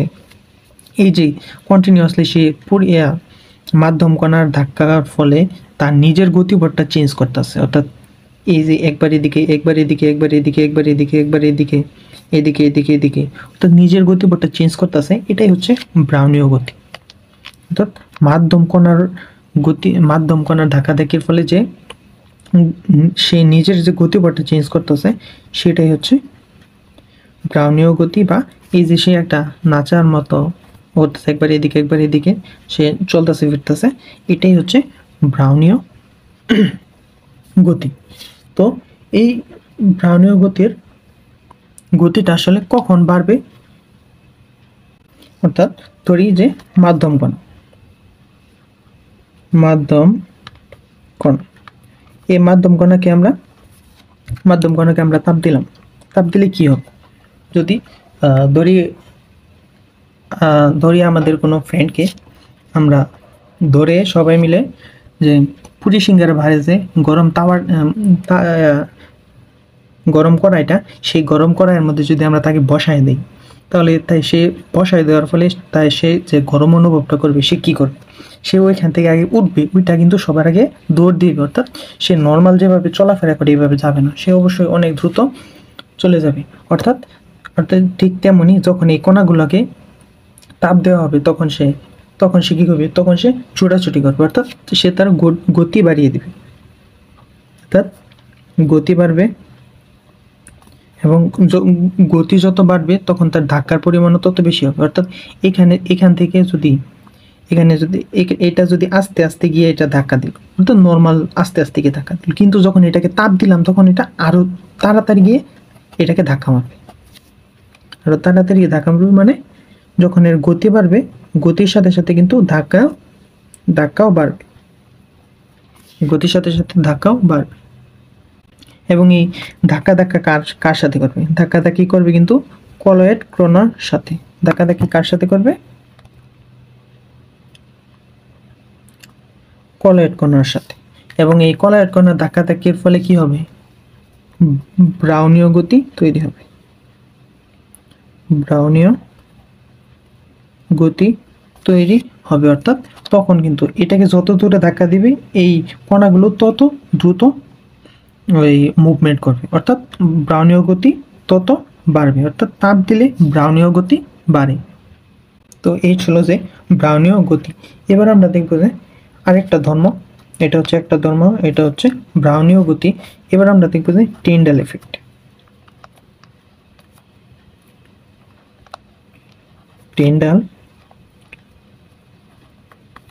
Tyndall effect. ধরি যে এটা একটা পাত্র, এই পাত্রের মধ্যে এখানে এই কলয়েড দ্রবণটা আছে, এবং এই কলয়েড দ্রবণে কি করলাম? আমরা আলোক রশ্মি দিলাম এদিকে, কি দিলাম? আলোক রশ্মি।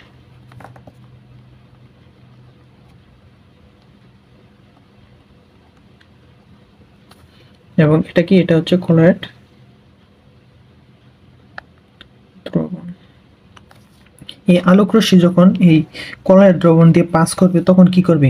তখন ওই আলো বিচ্ছুরণ করবে, অর্থাৎ আলো বিভিন্ন দিকে ছুটে বের হয়ে যাবে। অর্থাৎ এটা যখন পাস করবে তখন এদিকে এদিকে এদিকে বের হয়ে যাবে। এটা কি? এটা হচ্ছে বিচ্ছুরণ। এবং এই যে এই বিচ্ছুরণ যে হইতেছে, এটাই আসলে মূলত আবিষ্কার করছিল বিজ্ঞানী টেন্ডাল। এটা আবিষ্কার করছিল। এই জন্য এই যে এফেক্টটা হইতেছে আলোক রশ্মি দেওয়ার ফলে তার আলোর যে বিচ্ছুরণ হইতেছে এই কলয়েড দ্রবণের জন্য, এটাই হচ্ছে টেন্ডাল এফেক্ট। এরপর আমরা নেক্সট টপিক দেখব, সেটা হচ্ছে কোয়াগুলেশন।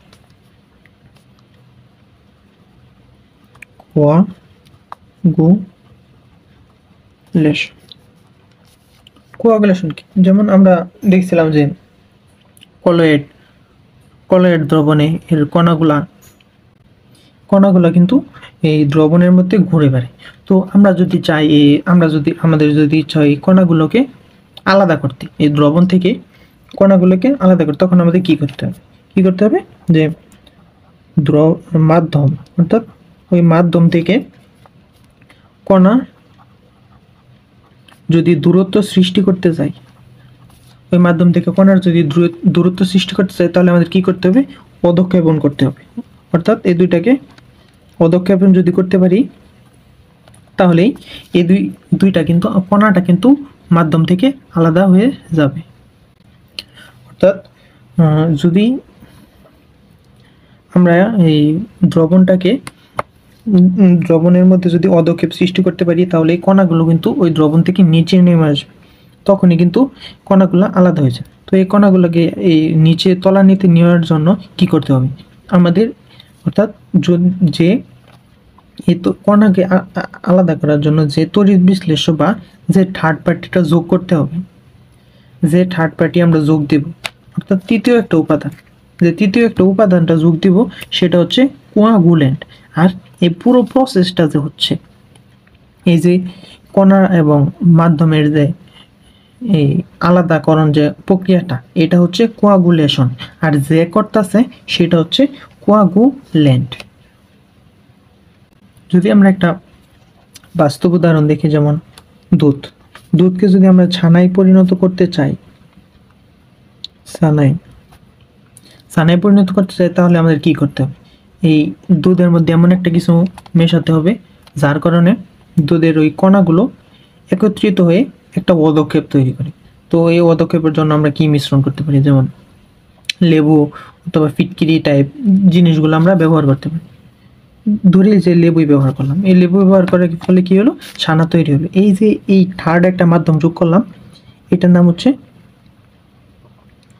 কোয়াগুল্যান্ট।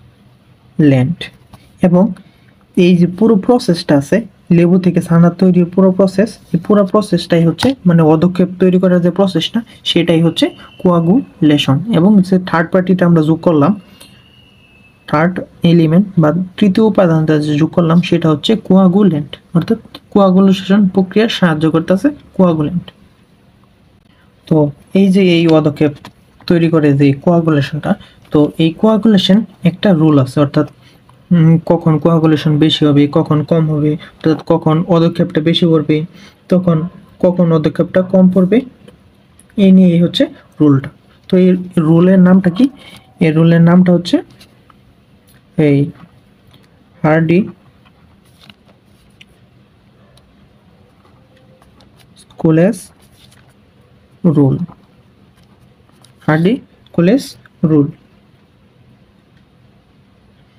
রুলটা কি?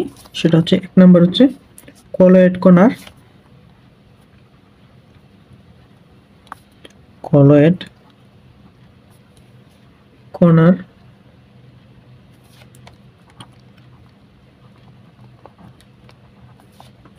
বিপরীত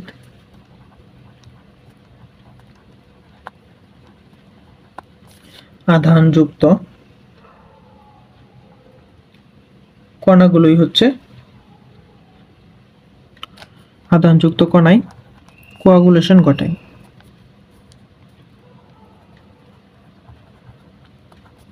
কোয়াগুলেশন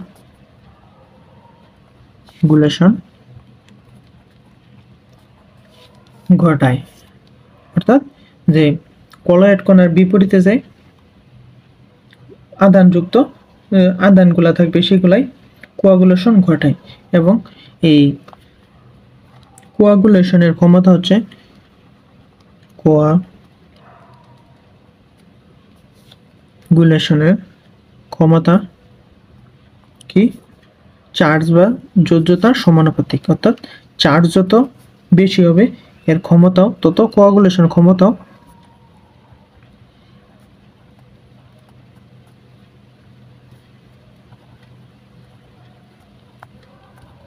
অর্থাৎ চার্জ যত বেশি কোয়াগুলেশনের ক্ষমতাও তত বেশি, অর্থাৎ যত বেশি চার্জ থাকবে সেখানে কোয়াগুলেশন তত বেশি হবে। এখন যদি আমরা একটু উদাহরণ দেখি, যেমন ধরি আমরা যে অ্যালুমিনিয়াম 3+, বেরিলিয়াম 2+ আর সোডিয়াম প্লাস, এই তিনটার মধ্যে কোনটির কোয়াগুলেশন ক্ষমতা বেশি? তো আমরা জানি যে কোয়াগুলেশন ক্ষমতা চার্জের সমানুপাতিক, অর্থাৎ চার্জ যত বেশি কোয়াগুলেশন ক্ষমতাও তত বেশি। অর্থাৎ এখানে অ্যালুমিনিয়ামের চার্জ সবচেয়ে বেশি, অর্থাৎ এর ক্ষমতা হবে সবচেয়ে বেশি, তারপর হবে বেরিলিয়াম এবং সবচেয়ে কম ক্ষমতা সম্পন্ন হচ্ছে এখানে সোডিয়াম। এবং এটা কার কোয়াগুলেশন ঘটাবে? তো আমরা জানি যে কলয়েড কণার বিপরীত আধানযুক্ত কণায় কোয়াগুলেশন ঘটায়, অর্থাৎ যদি এটা পজিটিভ কণা হয় তাহলে এটার বিপরীত কণা হচ্ছে নেগেটিভ, মানে নেগেটিভ কণার কোয়াগুলেশন ঘটাবে এই পজিটিভটা, অর্থাৎ ঋণাত্মক আয়নের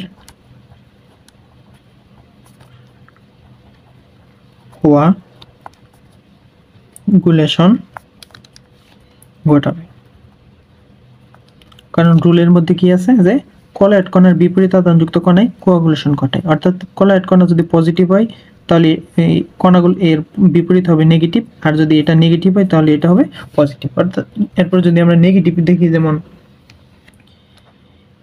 FeCN6 এটা, তারপর হলো ধরি আমরা ফসফেট আয়ন,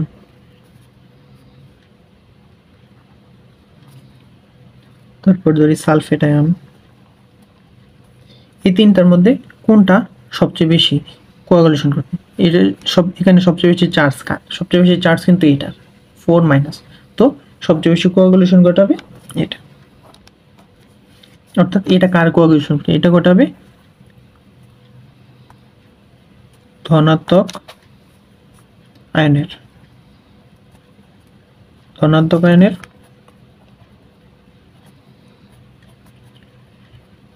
কোয়াগুলেশন ঘটাবে, অর্থাৎ পজিটিভরা নেগেটিভ আয়নের কোয়াগুলেশন ঘটাবে আর নেগেটিভ আয়ন পজিটিভ আয়নের কোয়াগুলেশন ঘটাবে।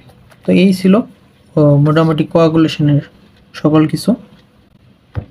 তো এখন যদি আমরা একটা ছক দেখি, সেটা হচ্ছে এই যে ছকটা, এই যে আমরা যতক্ষণ বললাম এরোসলের বিস্তার কণা এবং বিস্তৃত কণা, অর্থাৎ বিস্তারণ কণা বা বিস্তৃত কণা, বিস্তারিত কণা বা বিস্তার কণা, এগুলা কঠিন তরল বা কোনটার উদাহরণ কি, এগুলা একটা ছকের মাধ্যমে সবগুলাই দেওয়া আছে। তো আমরা এই ছকটা পড়ে ফেলবো, এটা কিন্তু খুবই ইফেক্টিভ হবে এবং এর উদাহরণ বিস্তরণ মাধ্যম বা বিস্তৃত মাধ্যম, বিস্তারিত মাধ্যম বা বিস্তার মাধ্যম, এগুলো কিন্তু খুবই ইম্পর্টেন্ট, কোনটার কি, তো এগুলো আমরা পড়ে নিব।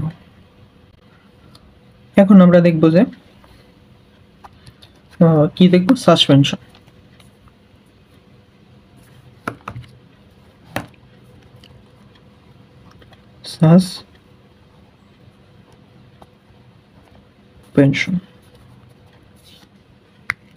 সাসপেনশন কি? এই সাসপেনশন হচ্ছে অসমসত্ব একটি মিশ্রণ, শক্ত মিশ্রণ। এবং এর আকার কত? এবং এর আকার হচ্ছে 100 ন্যানোমিটারের বেশি। এর আকার কি? 100 ন্যানোমিটারের বেশি। তো আমরা দেখছিলাম যে দ্রবণ কিন্তু তিন প্রকার, একটা হচ্ছে প্রকৃত দ্রবণ, একটা হচ্ছে কলয়েড দ্রবণ এবং একটা হচ্ছে সাসপেনশন দ্রবণ। এবং এই আমরা দেখেছিলাম যে প্রকৃত দ্রবণে কিন্তু আমরা দুইটা কাগজের মধ্যে দিয়ে আমরা নিয়ে গেছিলাম।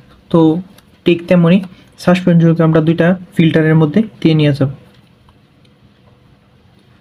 সাসপেনশন, এই সাসপেনশন দুইটা ফিল্টার কি কি? একটা হচ্ছে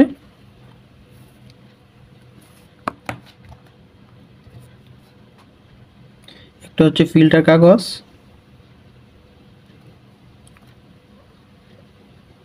এবং আরেকটা হচ্ছে পার্চমেন্ট কাগজ। আমরা দেখতে পাচ্ছিলাম যে প্রকৃত দ্রবণের ক্ষেত্রে কি হয়েছে। প্রকৃত দ্রবণের ক্ষেত্রে সে দুইটাই কিন্তু পাস করতে পারছে, ফিল্টার কাগজও পার্চমেন্ট কাগজও। কিন্তু কলয়েড দ্রবণে ফিল্টার কাগজে যে পাস করলেও কিন্তু পার্চমেন্ট কাগজে সে ফেল করে ফেলছে, সে পাস করতে পারে না। কিন্তু এই সাসপেনশনে কি করবে? সে দুই জায়গাতেই ফিল করবে, সে দুই জায়গাতেই ফিল, অর্থাৎ এই এই কাগজটাকে সে ভেদ করে যাইতে পারবে না, এই কাগজটা সে ভেদ করে যাইতে পারবে না। অর্থাৎ যে দ্রবণ ফিল্টার কাগজ এবং পার্চমেন্ট কাগজ ভেদ করে যেতে পারবে না সেটাই হচ্ছে সাসপেনশন। এবং এই এর উদাহরণ যদি দেখি, যেমন রক্তের মধ্যে আরবিসি,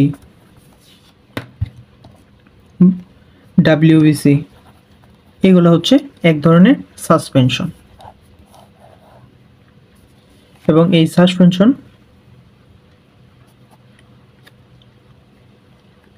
খালি চোখে বা অণুবীক্ষণ যন্ত্রে কণাগুলো দেখা যাবে। তো এই ছিল যে প্রকৃত দ্রবণ, কলয়েড দ্রবণ এবং ইমালশনের বিস্তারিত। তো এখন যদি আমরা একটু দেখতে চাই যে আসলে এগুলা কেমন, কোনটা কেমন, তো যদি আমরা দেখতে চাই, যেমন এইটা তিনটা পাত্র নিলাম, তিনটা পাত্রের মধ্যে এটা হলো একটা দ্রবণ, এই দ্রবণের এগুলো হচ্ছে কণা, এটা হচ্ছে আরেকটা দ্রবণ,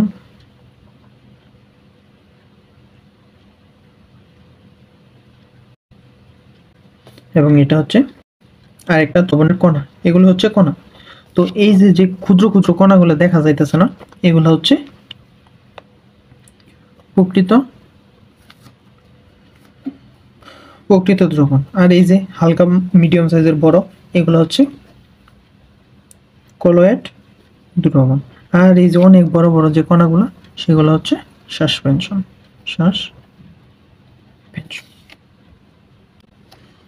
এবার আমরা আরেকটি ইম্পর্টেন্ট টপিক দেখব, সেটা হচ্ছে দুধের সংযুক্তি। দুধের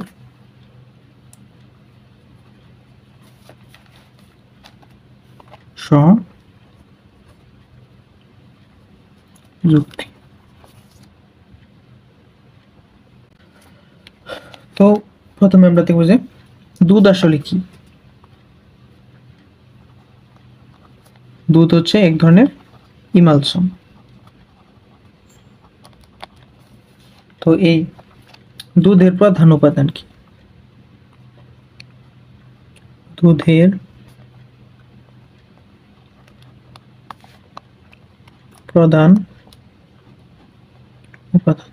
প্রধান উপাদান হচ্ছে পানি। এই পানির পরিমাণটা কত? পানির পরিমাণটা হচ্ছে 82 থেকে 88% থাকবে পানি। এবং এই দুধে কি কি থাকবে? এই দুধে থাকবে হচ্ছে চর্বি, কার্বোহাইড্রেট, খনিজ লবণ, তারপর থাকবে প্রোটিন, তারপর ভিটামিন ইত্যাদি ইত্যাদি আরো অনেক রকম উপাদানই থাকবে। আর এই কি খনিজ লবণ থাকবে, কিছু খনিজ লবণ থাকবে। কি খনিজ লবণ কি থাকবে সেটা হচ্ছে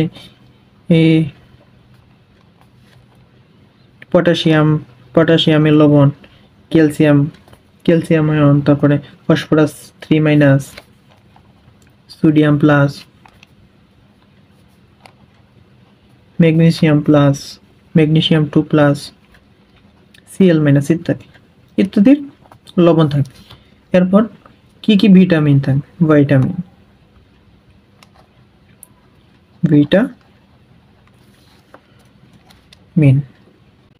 ভিটামিন কি ভিটামিন সকল প্রকার ভিটামিন দুধে থাকে, সকল অল।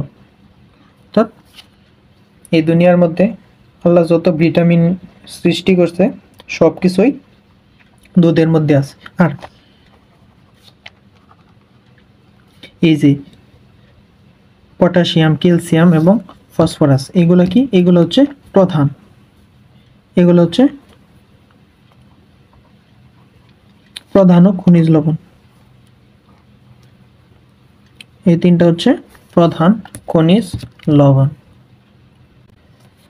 তো এরপর যদি আমরা কার্বোহাইড্রেট সম্পর্কে একটু দেখি যে দুধের মধ্যে কি কার্বোহাইড্রেট থাকে। কার্বোহাইড্রেট, তো এখানে কার্বোহাইড্রেট হিসেবে থাকে ল্যাকটোজ।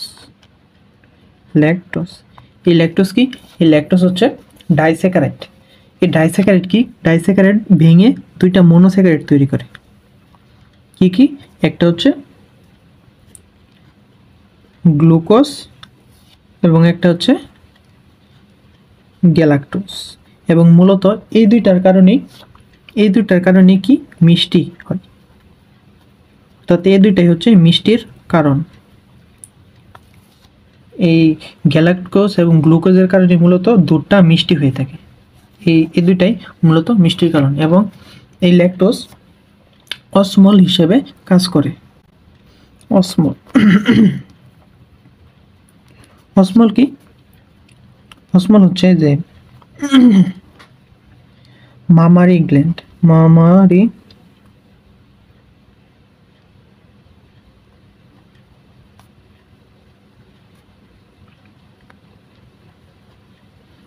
গ্ল্যান্ড বা স্তনে অসমোসিস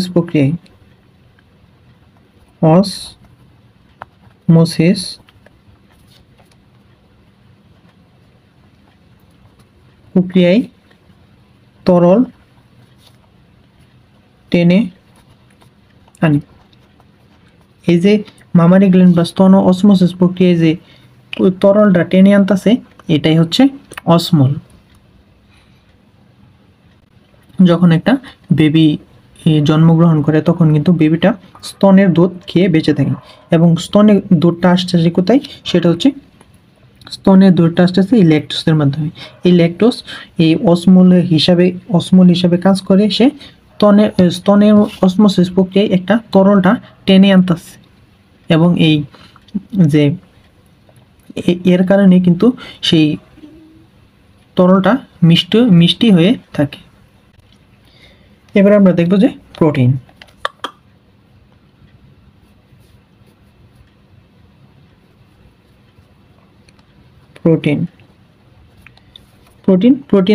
তিন প্রকার প্রোটিন দুধে থাকে। 3 ধরনের প্রোটিন দুধে থাকে। একটা হচ্ছে ক্যাসিন, একটা হচ্ছে ল্যাকটো অ্যালবুমিন এবং 3 নাম্বারটা হচ্ছে ল্যাক্টোগ্লোবিউলিন।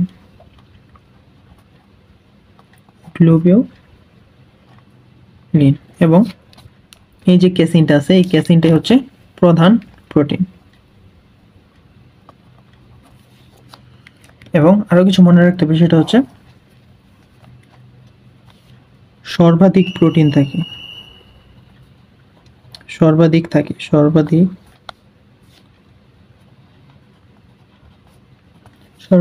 কি, সর্বাধিক থাকে প্রোটিন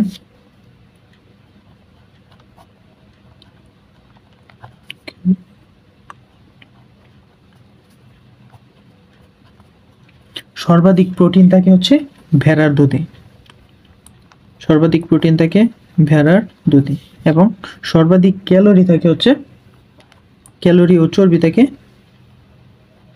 মহিষের দুধে। অর্থাৎ যার প্রোটিনের অভাব আছে তার ভেড়ার দুধ খাওয়া উচিত, ভেড়ার দুধে সবচেয়ে বেশি প্রোটিন থাকবে। আর এটা কিন্তু খুবই ইম্পর্টেন্ট।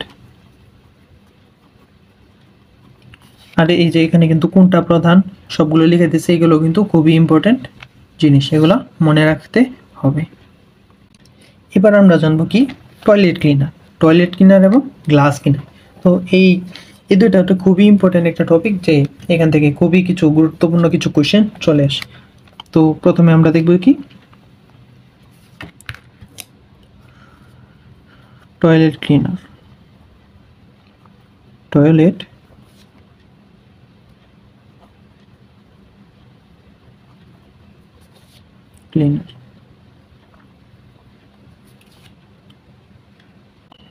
তো প্রথমে আমরা টয়লেট ক্লিনারের উপকরণ দেখে নেব। উপকরণ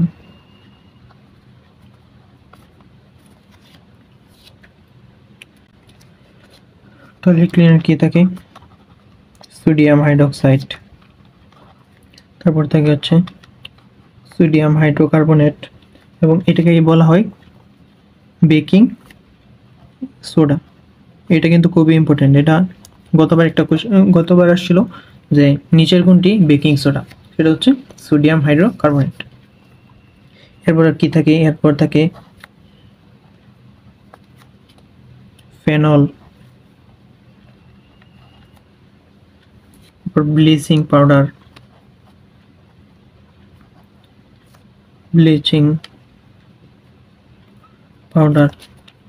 এবং 5 নম্বরে থাকে হচ্ছে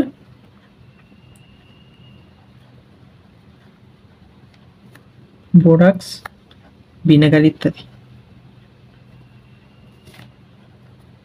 মূলত এইগুলাই একটি টয়লেট ক্লিনারে থাকে। তো এখন আমরা দেখব যে টয়লেট ক্লিনারের কৌশল।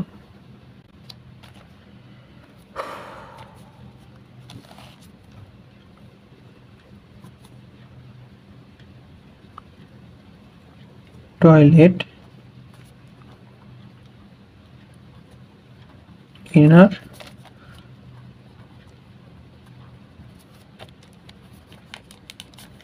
কৌশল, অর্থাৎ এই টয়লেট ক্লিনারটা টয়লেটে গিয়ে আসলে কিভাবে কাজ করে। ধরি এটা একটা পাত্র,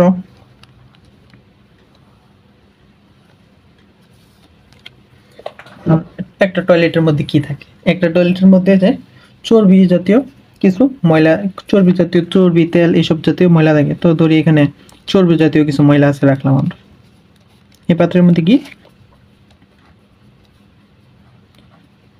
চর্বি তেল জাতীয় ময়লা। তো এই চর্বি তেল জাতীয় ময়লার মধ্যে আমরা সোডিয়াম হাইড্রোক্সাইড দিব। সোডিয়াম হাইড্রোক্সাইড দেওয়ার পরে কি হবে, এই সোডিয়াম হাইড্রোক্সাইড তেল চর্বির সাথে বিক্রিয়া করে সাবান ও গ্লিসারিন তৈরি করবে।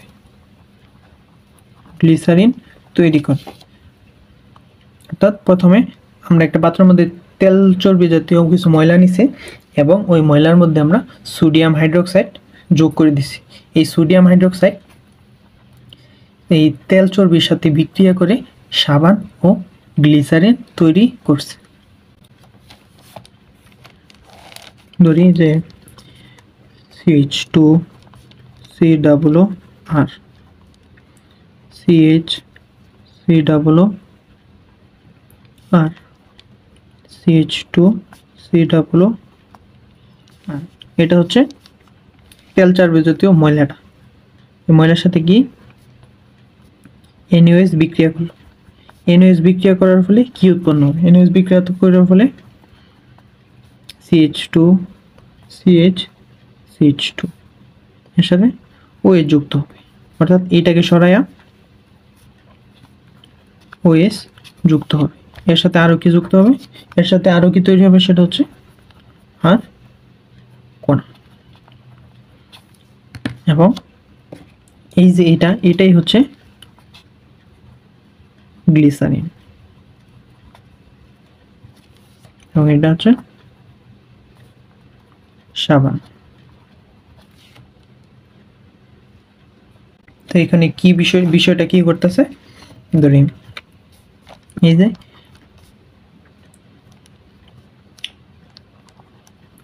এটা নেগেটিভ, এটা পজিটিভ। এই যে এটা হচ্ছে এক ধরনের লিপোফিলিক বা অপোলার এবং এটা কি করতেছে, এটা তেল চর্বি নিয়ে যাইতেছে, তেল চর্বি। এবং এই যে এই অংশটা যে আছে এটা হচ্ছে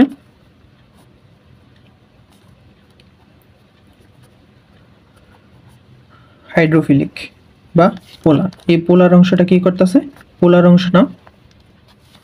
এই পোলার অংশটা পানিতে মিশে যাইতেছে, পানিতে মিশে। তো এখন যদি আমরা বলি যে এর কৌশলটা কি, যে একটি টয়লেটের মধ্যে এই তেল চর্বির সাথে যখন সোডিয়াম হাইড্রোক্সাইড যুক্ত হবে তখন সেটা গ্লিসারিন ও সাবান তৈরি করবে। এবং এই সাবানের একটি অংশ হচ্ছে লিপোফিলিক বা অপোলার এবং একটা হচ্ছে হাইড্রোফিলিক বা পোলার।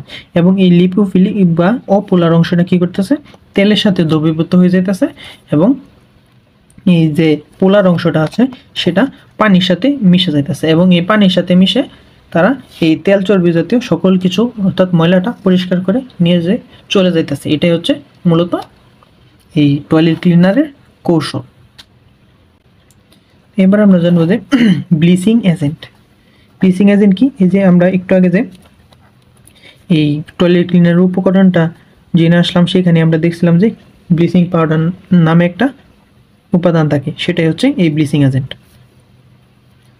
তো এই ব্লিচিং এজেন্ট কোনটা, সেটা হচ্ছে CaOCl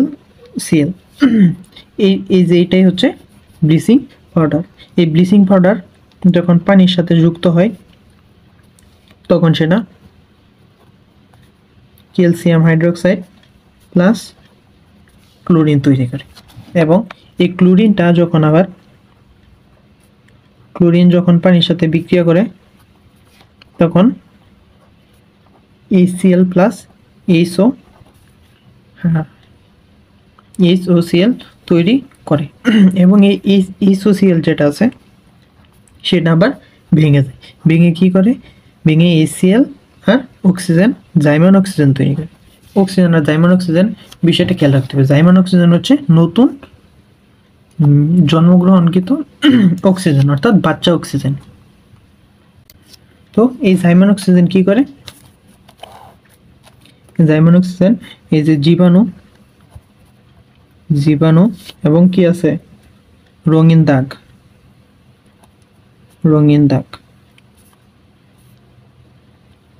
এই দুইটাকে সে জারিত করে।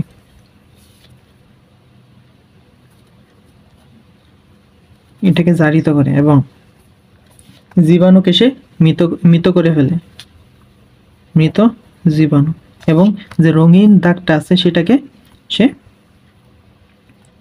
বর্ণহীন করে ফেলে। তো এই ছিল ব্লিচিং পাউডারের কাজ। তো এবার একটা কোয়েশ্চেন কিন্তু চলে আসে, সেটা কি, টয়লেট ক্লিনারে সোডিয়াম হাইড্রোক্সাইড থাকলেও কমোডের ক্ষতি হয় না, কমোডের ক্ষতি হয় না। ব্যাখ্যা কর, রিটেনে আসতে পারে। তো কি হবে, কমোড প্রথমে আমরা জানতে হবে যে কমোড কিসের তৈরি। কমোড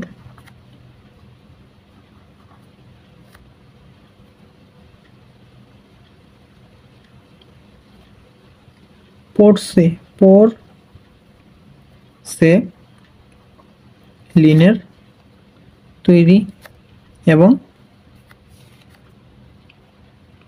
ক্ষুদ্র ক্ষুদ্র ছিদ্র থাকে, এবং এতে ক্ষুদ্র ক্ষুদ্র ছিদ্র থাকে। এই পোরসিলেন কি? পোরসিলেন হচ্ছে সিলিকন ডাইঅক্সাইড। পোরসিলেন কি? Silicon dioxide. এবং যখন এর সাথে কি করে, এর সাথে সোডিয়াম ক্লোরাইড এবং পানি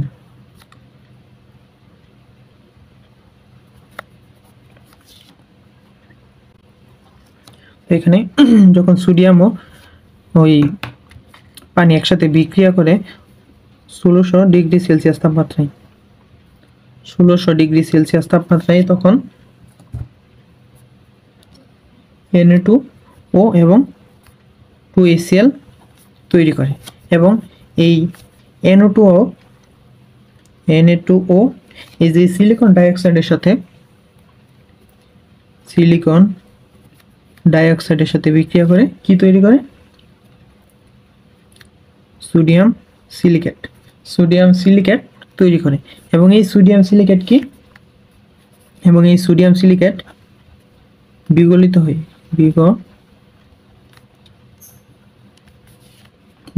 হয়ে প্রলেপ তৈরি করে, যার ফলে এই যে সোডিয়াম হাইড্রোক্সাইডটা এই কমোডের উপর কোনো বিক্রিয়া করতে পারে না।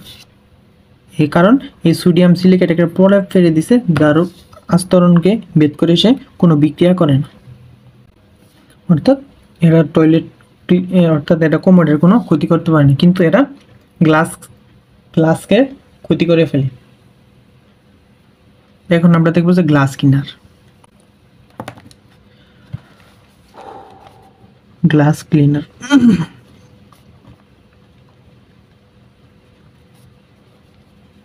গ্লাস ক্লিনারের প্রথমে উপাদান কি? NH4। আমরা দেখেছিলাম যে এই টয়লেট ক্লিনারে কিন্তু সোডিয়াম হাইড্রোক্সাইড ইউজ করা হয়, কিন্তু এখানে অ্যামোনিয়াম হাইড্রোক্সাইড। এরপর কি? এরপর হচ্ছে আইসোপ্রোপাইল অ্যালকোহল ব্যবহার করা হয়, এবং সোডিয়াম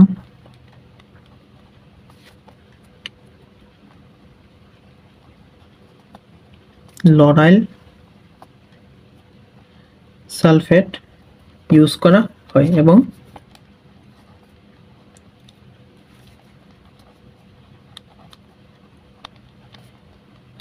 ইথিলিন গ্লাইকল প্লাস পানি ব্যবহার করা হয়। তো এখন কথা হলো যে গ্লাস ক্লিনারে সোডিয়াম হাইড্রোক্সাইড ব্যবহৃত হয় না কেন? গ্লাসের মধ্যেও কিন্তু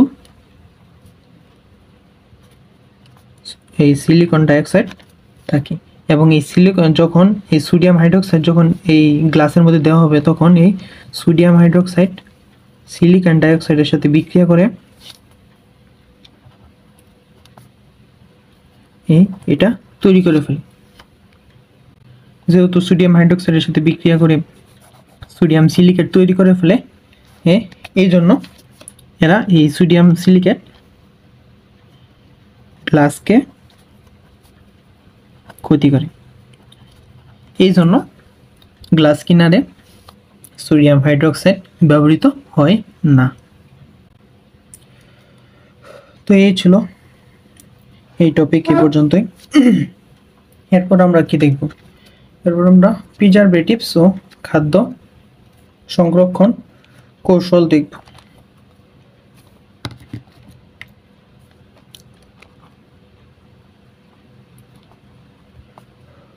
প্রিজারভেটিভস ও খাদ্য সংরক্ষণ কৌশল। প্রথমে আমরা জানবো যে খাদ্য নষ্ট হওয়ার কারণ। খাদ্য নষ্ট হওয়ার কারণ। খাদ্য নষ্ট হওয়ার 1 নম্বর কারণ হচ্ছে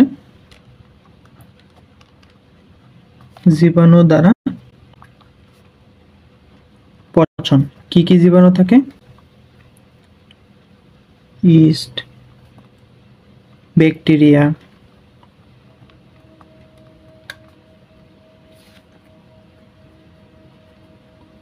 মোল্ডস ইত্যাদি জীবাণু থাকে। তারপর হচ্ছে কি আরেকটা হচ্ছে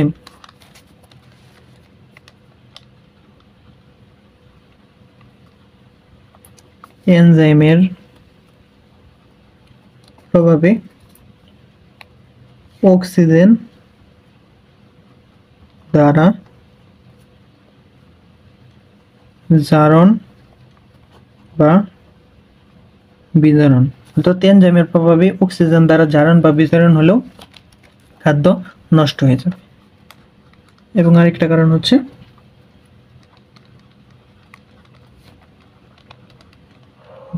ধাতবায়নের প্রভাবে তেল ও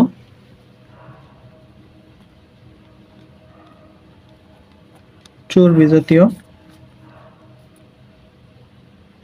খাবার পচন।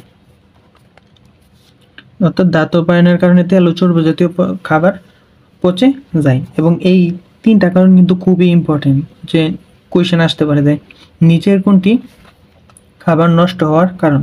সেটা হচ্ছে জীবাণু দ্বারা পচন, এনজাইমের প্রভাবে অক্সিজেন দ্বারা জারণ বা বিজারণ, অথবা ধাতবায়নের কারণে তেল বা চর্বি জাতীয় খাদ্যের পচন। তো এই খাদ্য পচানোর জন্য কি করতে হবে?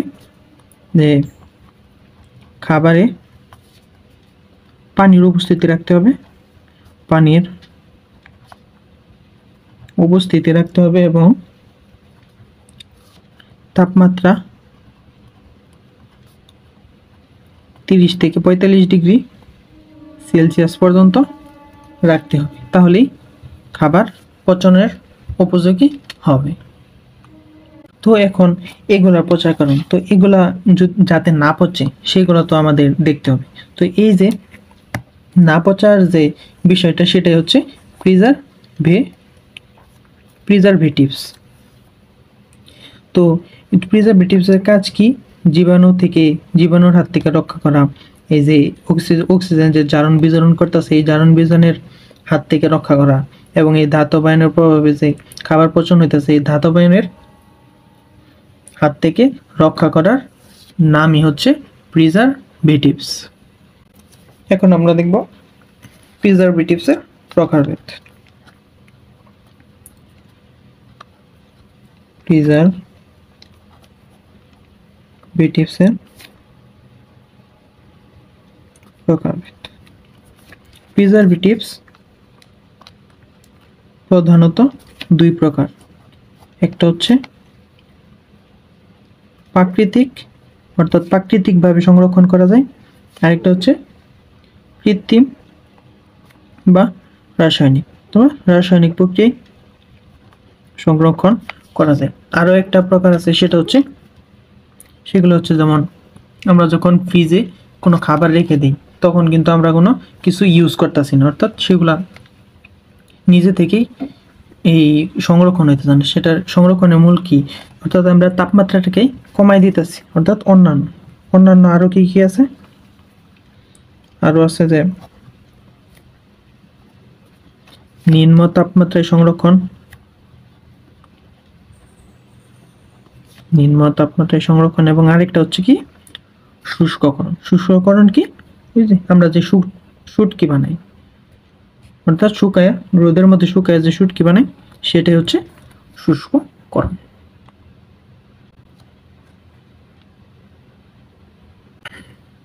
এবার আমরা দেখব যে প্রাকৃতিক প্রিজারভেটিভস কি কি আছে। প্রাকৃতিক প্রিজারভেটিভস, প্রাকৃতিক প্রিজারভেটিভস এর মধ্যে 1 নম্বর আছে খাদ্য লবণ। খাদ্য লবণ দ্বারা আমরা কি সংরক্ষণ করে থাকি, যেমন নোনা ইলিশ, নোনা ইলিশ। এরপর হচ্ছে সরিষার তেল, প্রাকৃতিক প্রিজারভেটিভস। সরিষার তেল দ্বারা আমরা কি করে থাকি,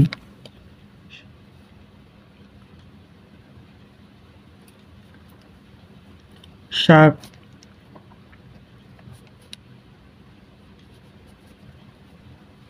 সবজি সংরক্ষণ, সরি এটা হচ্ছে আচার। এরপর হচ্ছে পিকলিং, এই পিকলিং পদ্ধতিতে আমরা আচার সংরক্ষণ করে থাকি। এরপর হচ্ছে হলুদ, হলুদ হচ্ছে একটি অ্যান্টিঅক্সিডেন্ট।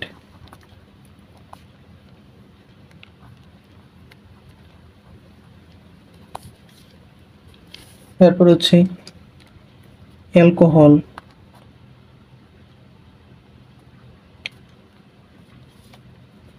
চিনি,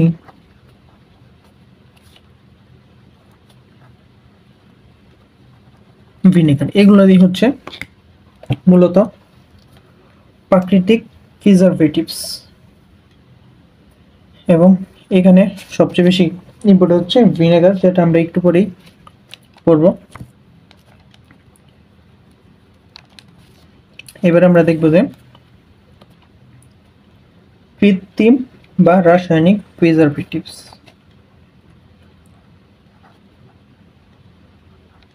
কৃত্রিম বা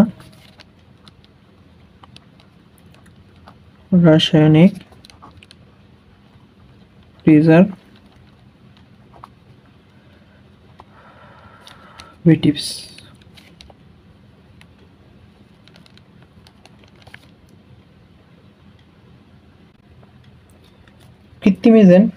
কৃত্রিম প্রিজারভেটিভস মূলত 3 প্রকার। একটা হচ্ছে অ্যান্টিমাইক্রোবিয়াল, একটি হচ্ছে অ্যান্টি মাইক্রোবিয়াল, এবং একটি হচ্ছে অ্যান্টি অক্সিডেন্ট।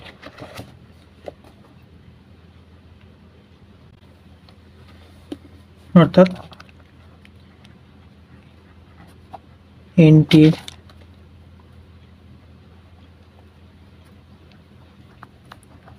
মাইক্রোবিয়াল,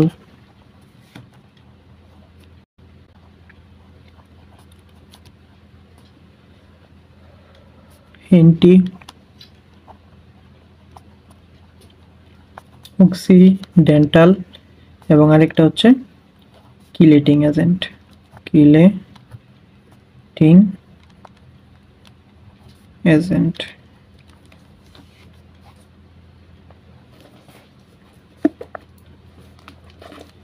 এবং এখন আমরা দেখব এই তিনটা কি কি আসলে। এখানে আমরা দেখতে পারতেছি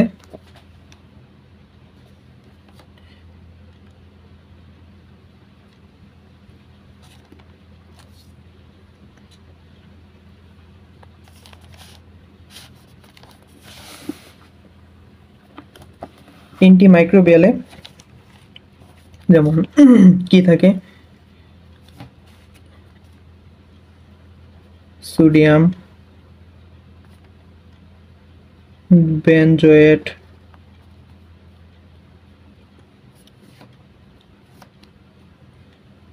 সোডিয়াম সরবেট,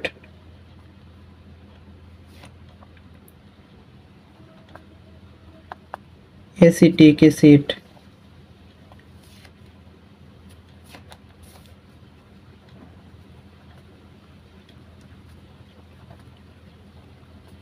সাইট্রিক অ্যাসিড,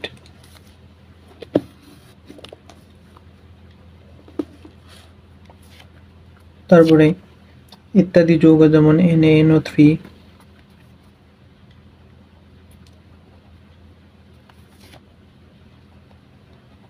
ইত্যাদি থাকে হচ্ছে অ্যান্টিমাইক্রোবিয়ালে। এই অ্যান্টিমাইক্রোবিয়াল কারা? এই যে যেমন ইস্ট ব্যাকটেরিয়া, মোল্ড ইত্যাদি থেকে যারা খাদ্য রক্ষা করে তারাই হচ্ছে অ্যান্টিমাইক্রোবিয়াল। এরপর হচ্ছে অ্যান্টিঅক্সিডেন্ট কি?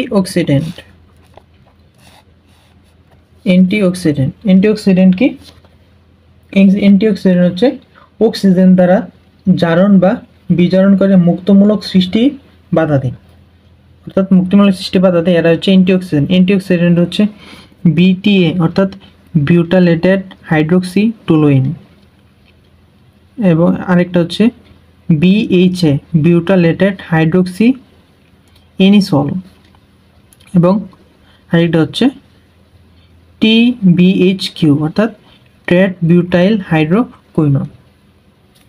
এগুলো হচ্ছে অ্যান্টিঅক্সিডেন্টের উদাহরণ। এবং অ্যান্টিঅক্সিডেন্ট দুই প্রকার, একটা হচ্ছে মুক্তমূলক এবং একটা হচ্ছে অক্সিজেন শোষণকারী। মুক্তমূলক কারা? মুক্তমূলক হচ্ছে BTA, BHA, TBHQ, এবং একটা হচ্ছে প্রোপাইল গ্যালেট। এবং অক্সিজেন শোষণকারী কারা? Vitamin C, vitamin E, sulphide লবণ এবং ভিটামিন বিটা ক্যারোটিন বা ভিটামিন A।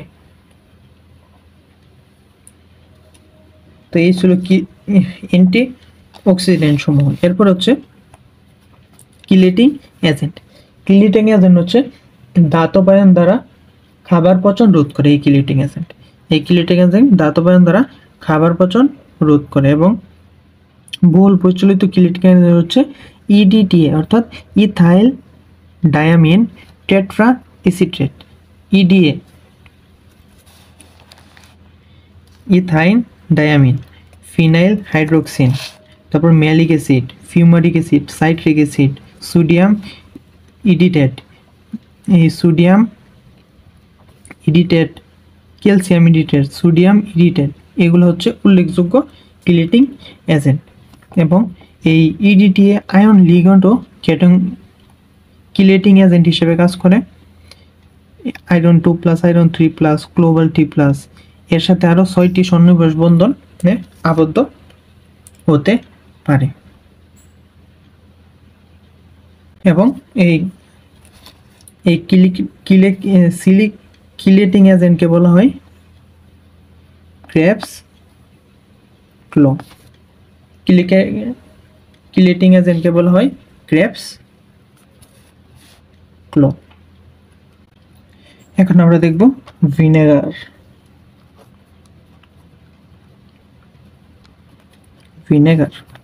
ভিনেগারের মূল নীতি।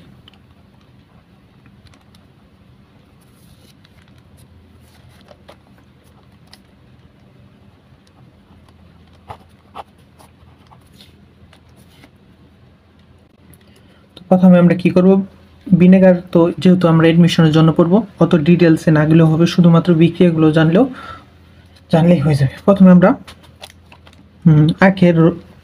আখের রস থেকে চিনি সংগ্রহ করব। চিনি সংকেত কি? C12, H12 ও 11। এটা কি? এটা হচ্ছে চিনি। এই চিনির সাথে আমরা পানি মিশালাম, পানি যোগ করলাম। এই পানিটা কি করবে?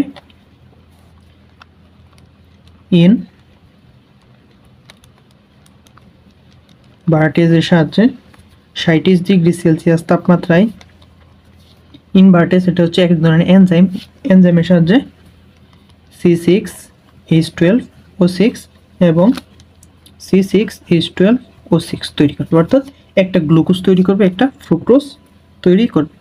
এটা ধরি এটা গ্লুকোজ এবং এটা হচ্ছে ফ্রুক্টোজ। এরপর কি, এরপর যে এই যে এক গ্লুকোজ এবং ফ্রুক্টোজ এর দুইটা যেহেতু সমানই, তাহলে আমরা লিখতে পারি যে 2 × C6H12O6। এই গ্লুকোজ এবং ফ্রুক্টোজ কি হবে, জাইমেস এনজাইমের সাথে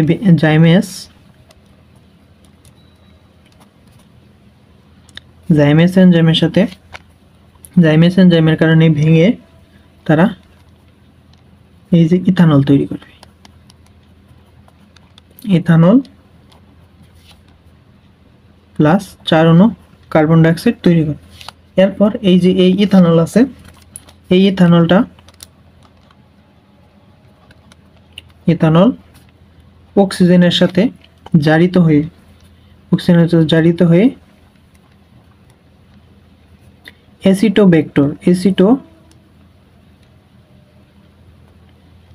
ব্যাক্টরের সাথে জারিত হয়ে কি তৈরি করবে, এই যে আমাদের কাঙ্ক্ষিত উপাদান ভিনেগার তৈরি করবে। অর্থাৎ প্রথমে হচ্ছে চিনি পানির সাথে ইনভার্টেজ এনজাইমের সাহায্যে 37°C বিক্রিয়া করে গ্লুকোজ এবং ফ্রুক্টোজ তৈরি করবে। যেহেতু গ্লুকোজ ও ফ্রুক্টোজের বিক্রিয়া সেম, তাই এটাকে আমরা 2 × C6H12O6 লিখতে পারি। তারপর এই C6H12O6 এটা জাইমেস এনজাইমের সাহায্যে ভেঙে তারা 4 অণু ইথানল এবং 4 অণু কার্বন ডাইঅক্সাইড তৈরি করে। এরপর এই যে ইথানলটা আছে, এই ইথানল অক্সিজেনের সাথে বিক্রিয়া করে অ্যাসিটোব্যাক্টেরিয়ার উপস্থিতিতে কি করে, ভিনেগার, আমাদের কাঙ্ক্ষিত প্রোডাক্ট ভিনেগার তৈরি করে। তো এই 3টা বিক্রিয়া কিন্তু খুবই ইম্পর্টেন্ট, পরীক্ষায় আসতে পারে যে এই গ্লুকোজ থেকে এই ইথানল তৈরি প্রক্রিয়াটি কোন এনজাইমের উপস্থিতিতে হয়, সেটা হচ্ছে জাইমেস। আবার এরকম আসতে পারে যে এইটুকু দিয়ে দিল, এইটুকু হাইড করে রাখলো, যে এখানে কি তৈরি হবে, 4 অণু ইথানল তৈরি হবে। অথবা থাকতে পারে যে এখানে বাই প্রোডাক্ট হিসেবে কি তৈরি হতে পারে, বাই প্রোডাক্ট হিসেবে তৈরি হতে পারে এখানে কার্বন ডাইঅক্সাইড। আবার এখানে কোয়েশ্চেন আসতে পারে যে এই চিনির সাথে কোন এনজাইমের উপস্থিতিতে গ্লুকোজ ও ফ্রুক্টোজ তৈরি হয়, কোন এনজাইমের উপস্থিতিতে, সেটা হচ্ছে ইনভার্টেজের উপস্থিতিতে। আবার এখানে কোয়েশ্চেন আসে যে ইথানলের সাথে কোন এনজাইমের উপস্থিতিতে এই ভিনেগার তৈরি হয়, সেটা হচ্ছে অ্যাসিটোব্যাক্টরের উপস্থিতিতে এই ভিনেগার তৈরি হয়। আবার কোয়েশ্চেন আসতে পারে যে এই ইথানল কার সাথে জারিত হয়ে এই ভিনেগার তৈরি হয়, সেটা হচ্ছে অক্সিজেনের সাথে জারিত হয়ে ভিনেগার তৈরি করে। এবং এই ভিনেগার হচ্ছে জলীয় দ্রবণে 6 থেকে 10% এবং সাথে পানি তৈরি করে। তো এখন কথা হলো যে এই জাইমাস আর ইনভার্টেজ কই থেকে আসলো, যে হাওয়া থেকে তো উড়ে আসে না। এই জাইমাস আর ইনভার্টেজ আসে হচ্ছে ইস্ট থেকে। এখানে কিন্তু ইস্ট মিশ্রণ করা হয়, এই ইস্ট থেকেই ইনভার্টেজ এবং জাইমাস ভদ্রলোক কি করে, এই বিক্রিয়া ঘটাতে সাহায্য করে। আবার অনেক সময় দেখা যায় যে ইস্ট ঠিকমতো কাজ করতেছে কিনা, যে ইস্ট ঠিকমতো কাজ করতেছে না, অন্য কিছু করতেছে, যেমন তো ইস্ট ঠিকঠাক মতো উৎপন্ন হচ্ছে কিনা, কাজ করছে কিনা, এটাও আমাদের দেখতে হবে। তো এটা দেখার জন্য কি মিশ্রিত করা হয়, যে NH2SO4 প্লাস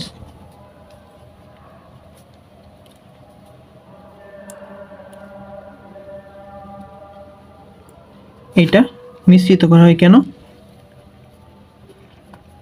ইস্টের উৎপাদন বৃদ্ধি করার জন্য, ইস্টের উৎপাদন বৃদ্ধি করার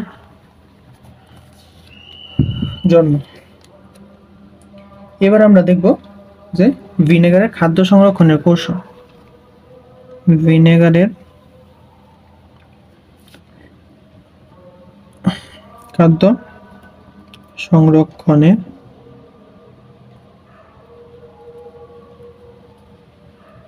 কৌশল। ভিনেগারের পিএইচ হচ্ছে ভিনেগারের পিএইচ হচ্ছে 4.5 এবং এই 4.5 কিন্তু যখন এই ভিনেগারটা দেওয়া হয় তখন এই পিএইচ এর কারণে অনেক জীবাণু মরে যায় এবং যারা বেঁচে থাকে তারা কিভাবে মরে? তারা মরে হলো এটা হচ্ছে ভিনেগার বা ইথানোয়িক অ্যাসিড। ভিনেগার বা ইথানোয়িক অ্যাসিড বা ভিনেগার কি বিজারিত হয়ে CH3COOH মাইনাস প্লাস H+ এটা তৈরি করে। তো এই H+ এই যে এই H+ যখন জীবন্ত ব্যাকটেরিয়ার সাথে জীবন্ত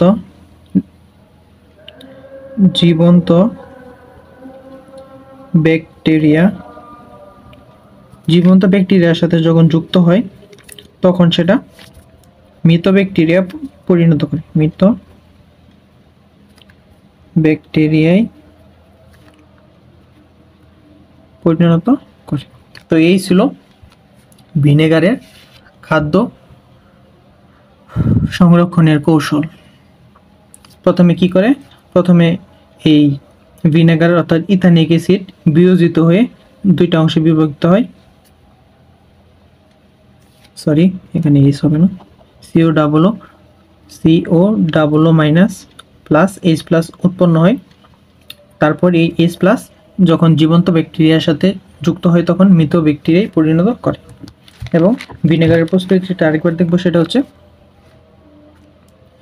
এইখানে এই চিনির সাথে যখন পানি মিশ্রিত হয় তখন ইনভার্টেস এনজাইমের সাহায্যে 37 ডিগ্রি সেলসিয়াস তাপমাত্রায় গ্লুকোজ এবং ফ্রুক্টোজ তৈরি করে।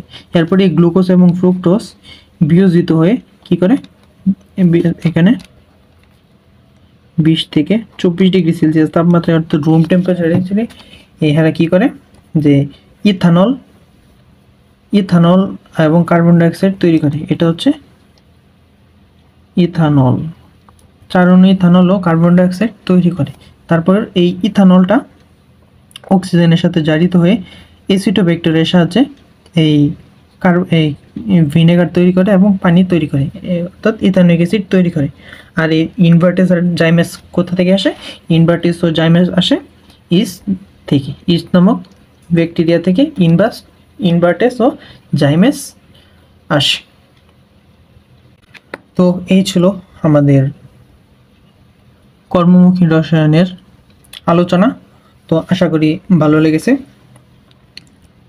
যদি এই বুঝতে কোথাও অসুবিধা হয় অবশ্যই জানাবেন। তো আজকে এই পর্যন্তই, সামনে আশা করি নতুন কোনো চ্যাপ্টারে নিয়ে দেখা হবে। আসসালামু আলাইকুম, আল্লাহ হাফেজ।